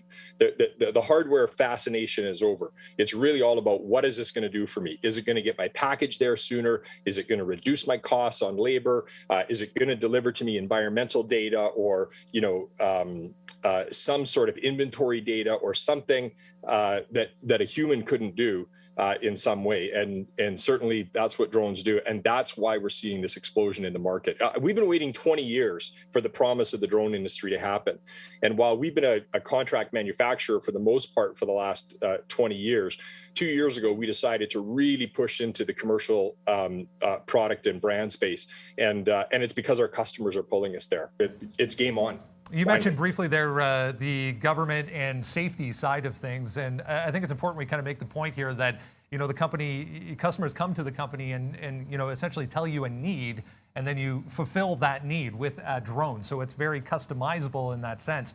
Talk a little bit more about the public safety and the government side of things and the orders and the demand you're getting from that side. Yeah, so public safety is everything from patrolling to crowd management to security and so on, and in particular emergency response. So we're engaged currently in emergency response pilot training right now. AI development with a company called Cold Chain, which is the largest or one of the largest vaccine and medical equipment distributors and logistics providers for the U.S. government. In fact, they provided all the COVID vaccines for Texas and the city of Chicago and such. And we're developing a delivery system for them right now to be able to have the drones actually be the first responders in emergency disaster situations. So the drones that we're providing in that situation, literally as they're coming into disasters, can read the vital signs of survivors on the ground, while at the same time providing critical data back to the trucks that are rolling in so that they know where to triage. They're also delivering medical equipment, supplies, and water, and weather telematics and everything. So they're also doing deliveries to offshore rigs, and imagine, if you will, the territory islands that the United States has, and the strategic nature of drone delivery for those types of 5,000 chain of islands that are in strategic locations. And these are the types of applications that drones are being used for now. So we're not talking about $1,000 or $1,200 drones here. We're talking about mission critical US built drones for the most critical customers we have. It's an exciting space, and as we said, an exciting time to be in this space. What does the company see as we go forward here from an investor standpoint? Where does this go, say in 6 months to a year? Yeah, so I mean, we've been a relatively small company, but certainly in terms of the public comps, we're large compared to the public comps out there. But we're not interested in operating a company that's not going to not be doing a couple $100 million over the next couple of years in revenue is our goal. We're not giving guidance, but that's the opportunity in front of us. We've grown 200% year over year in the last couple of years since we have really been focusing on solutions in our brand, and also we've grown 50% Q over Q for the last 4 quarters in a row. We've got another earnings coming out here next week, and we don't see any end in sight. It's for us. Our growth strategy right now is called Mission Keep Up, and so we're really, really proud of the team that we have and the engineering that we can put down, and we think because of that we're really positioned to be that #1 player. Cameron Chell, Chairman and CEO of Dragonfly. It's an exciting time, and we'll definitely keep watch, Cameron, because I feel like this is only the beginning for the drone industry, and there's much more to come. We appreciate your time. We look forward to an update. Yeah, very appreciate it. Thank you. There we go, guys. DPRO, as I said, interlisted name as well. List here in Canada on the CSE and on the NASDAQ. Recent addition, DPRO. Yeah, absolutely. Just a couple of days ago, that's why, if you pull up a chart, you look at like a 15 or something on the NASDAQ, but it does trade in Toronto as well. So fantastic. I was kind of eyes peeled to that. And from drones to, I see you, Daryl, talking about the Star Wars experience at Disney. Being a fantastic one there, and yeah, I looked at like $6,000. I'm going there at one point. Some things are moving. Disney actually moving in towards some highs here, but I know AMC's on the move, Sean. I should have held BT, by the way. Oops. By the way, guys, the last 2 trades I've made, so this is a $3 winner right now on AMC, right? Look where we're long, 29.08. We're going to catch out if it breaks back down below 32. I think I've let this one go far enough, so this is going to be a nice $3 winner. Put that on the board today. Put Hood on the board as well on that. It's a $4, $5 winner there from 59 to 63.50. So, hey, man, as long as you didn't get out early like I did right there, Hood should probably be a profitable name for anybody. And then there goes AMC, profitable name as well. So we'll diamond hands that one, man. If I'm going to take a 10% win, that's diamond hands for me. So 10% win there on AMC, long off the bottom. We're positive on this stock today, all the way back up. We let it go. We should have, there's the, whatever, man. There's the high right there again, like 32.50. The minute we took that, and then we should have got out on the way back in. So we give up another 50 cents on the way back down, but that's fine. Still a positive name for us on AMC, damn it. But again, if I just get out here, I could always be mad, right? Let's just say it turned around at 31.20, then I would be like, oh man, didn't I see this level? Why? So sometimes you gotta let these things go. Who knows where this was gonna go, but AMC up 7% today. Again, another big move for AMC shareholders. So hey guys, congratulations. I know I keep saying that. I seem like a broken record, but anybody long, and it's been a tough one for AMC longs here. So there's no doubt about that. So it's not like a big congratulations, but if you did play off that 29 bottom that we talked about here in the pre-market, then obviously you're going to get rewarded. And then I just checked my Twitter, and thank you so much, guys, for all the love on Twitter. You can follow me as well. A lot of people took this Uber. They liked what we were talking about in the pre-market, and they took it. So good on you guys for taking that Uber trade back up 4% today. So yeah, wow, a good opportunity to buy some. I didn't. I talked about getting some lower. We didn't get any out. And then I feel pretty good about these outs, man. Forward straight to the upside. So today we only have one negative stock, like Uber. That's Uber positive, right? MVIS, bang that one out. Hood. So that's the one that's negative. Hood is negative. And then Ford, big win there. And then AMC, a big win. And then we were trading some Ether today. I keystroked into a short raid here. That was absolutely horrible. So that was a mistake. But a couple longs here on Ethereum today were good for us. So AMC, wow, good out for me at 32. But we're going to go 1, 2, 3, 4, 5, 6, 7. We're going to go 6 for 7 today in trading. So that's a pretty successful day. And we're positive, and we have no LFT. I'm just upset because it could be bigger. But hey, every day could be bigger, right? There's never such thing as as perfect, right? Like to me, if you ever get like the best in and the best out, a lot of it's like it's good. It's just there's a certain degree of luck ever to getting that. It's not the best out on BTPT. I did talk about maybe I should have held on to it, but 14. I said 14 was where I wanted to take it off. It blew through that level, pulling back right into it now. So BTPT reversing that move just a little bit. We got a super chat. I know we have earnings coming here. We got a super chat. Thank you. Asking about Expedia. Oh, don't do it to me. Come on, Daily. There we go. Come on now. I want you to load up here. Going into earnings on Expedia, it's up 5%. Obviously, you're getting a rebound in. I showed you guys a Disney chart. Some of those like reopen names have got a really nice bounce here. I would just be a little bit cautious with this. I mean, the breakout is going to be through like a 165. And the reaction that you've seen on some of these earnings have been to test support it down at a 150. But sometimes it's better to get in as the stock breaks as opposed to sort of gambling too early. So I like Expedia. I'm not in it, but I like Expedia. But you want these things breaking back out. I tend to think you do have a nice support level here at that 150. But the bump today, just as much to do with some of the rebound that you're seeing in some of those reopening names, as opposed to just only being about its earnings, which are coming up. Brendan, we still have a busy board. Not as crazy as yesterday, but still a busy earnings board here today. Indeed. Just got another volume alert there, guys, on the ZY at the top. I guess trying to hold this 14 volume coming through for ZY again. ARC, buying some shares of that today. That was really only the thing I saw on that. Yeah, let's go. There's good names on this board once again, aftermarket tonight and before the open tomorrow. I think it looks almost just as crazy. DraftKings, so again, a good number from, it actually wasn't a horrible number from Penn. So obviously they were down on the buy, and then right in the middle there, middle bottom right, I guess, Canopy Growth. So that's going to be a name that I'm looking at right there for trade tomorrow. And then you've got, I'll leave some of the other names for you, Neil, because I see one that you're probably going to mention. What might I mention? Oh, that's right, Virgin Galactic. They're going to report the earnings that they don't have, obviously. But that's not the only one that's going to be a put up or shut up, because Plug Power is reporting, and that's a stock. I can tell you right now, if you look at that setup, much like the wipeout bottoms a lot of these names put in, they came back, made that break back out. Looks like it's going to make them run here at 29. I'm telling you, put up or shut up Plug Power. If they don't put a good number in and this breaks like 24, that's a name that could be under a ton of pressure tomorrow. But same thing holds true.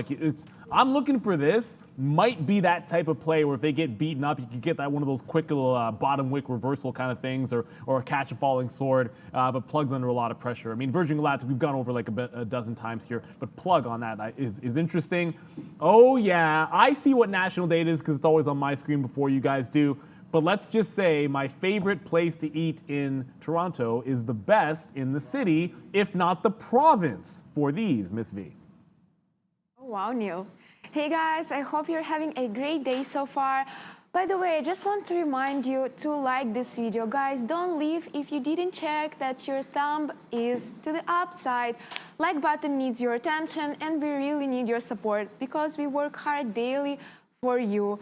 And we will see you at 3:00 p.m. Eastern Time. Happy National Oyster Day, everyone. Neil, I'm not your side. I'm like not seafood person. I love oysters.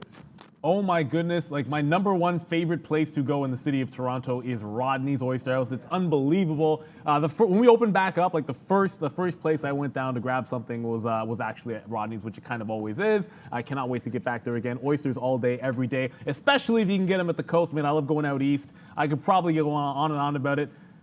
I don't know what the reaction is going to be on the other side, but I feel pretty good about this one. I mean, who doesn't like an oyster, right? Okay, sorry, Miss V.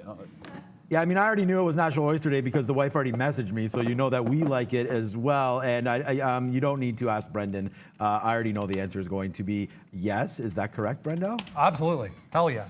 Everybody loves oysters, definitely. Good. I'm going to agree with Neil, actually. East Coast over West Coast, though. I've been waiting a long time for like Brendan and I to agree on this National Day. Don't forget, please don't forget, when we come back for the afternoon show, it's 3 o'clock. We're back at 3. It's the real power hour. That's what you guys have always wanted, and that's what you guys are now going to get. So should be an interesting one. Lots of earnings to get to. Robinhood's still on the move. There's plenty happening here. Fastly's still trying to make those moves to the upside. But for the entire team, for Ms. V, maybe you just haven't had a good enough oyster. I don't know if that's the case. And for my man, John Katina and Brendan Wickens, I'm Neil Roberts. Good morning, good afternoon. Good morning, good afternoon, good evening, wherever you are in the world. This is Trader TV Live. See you at the close.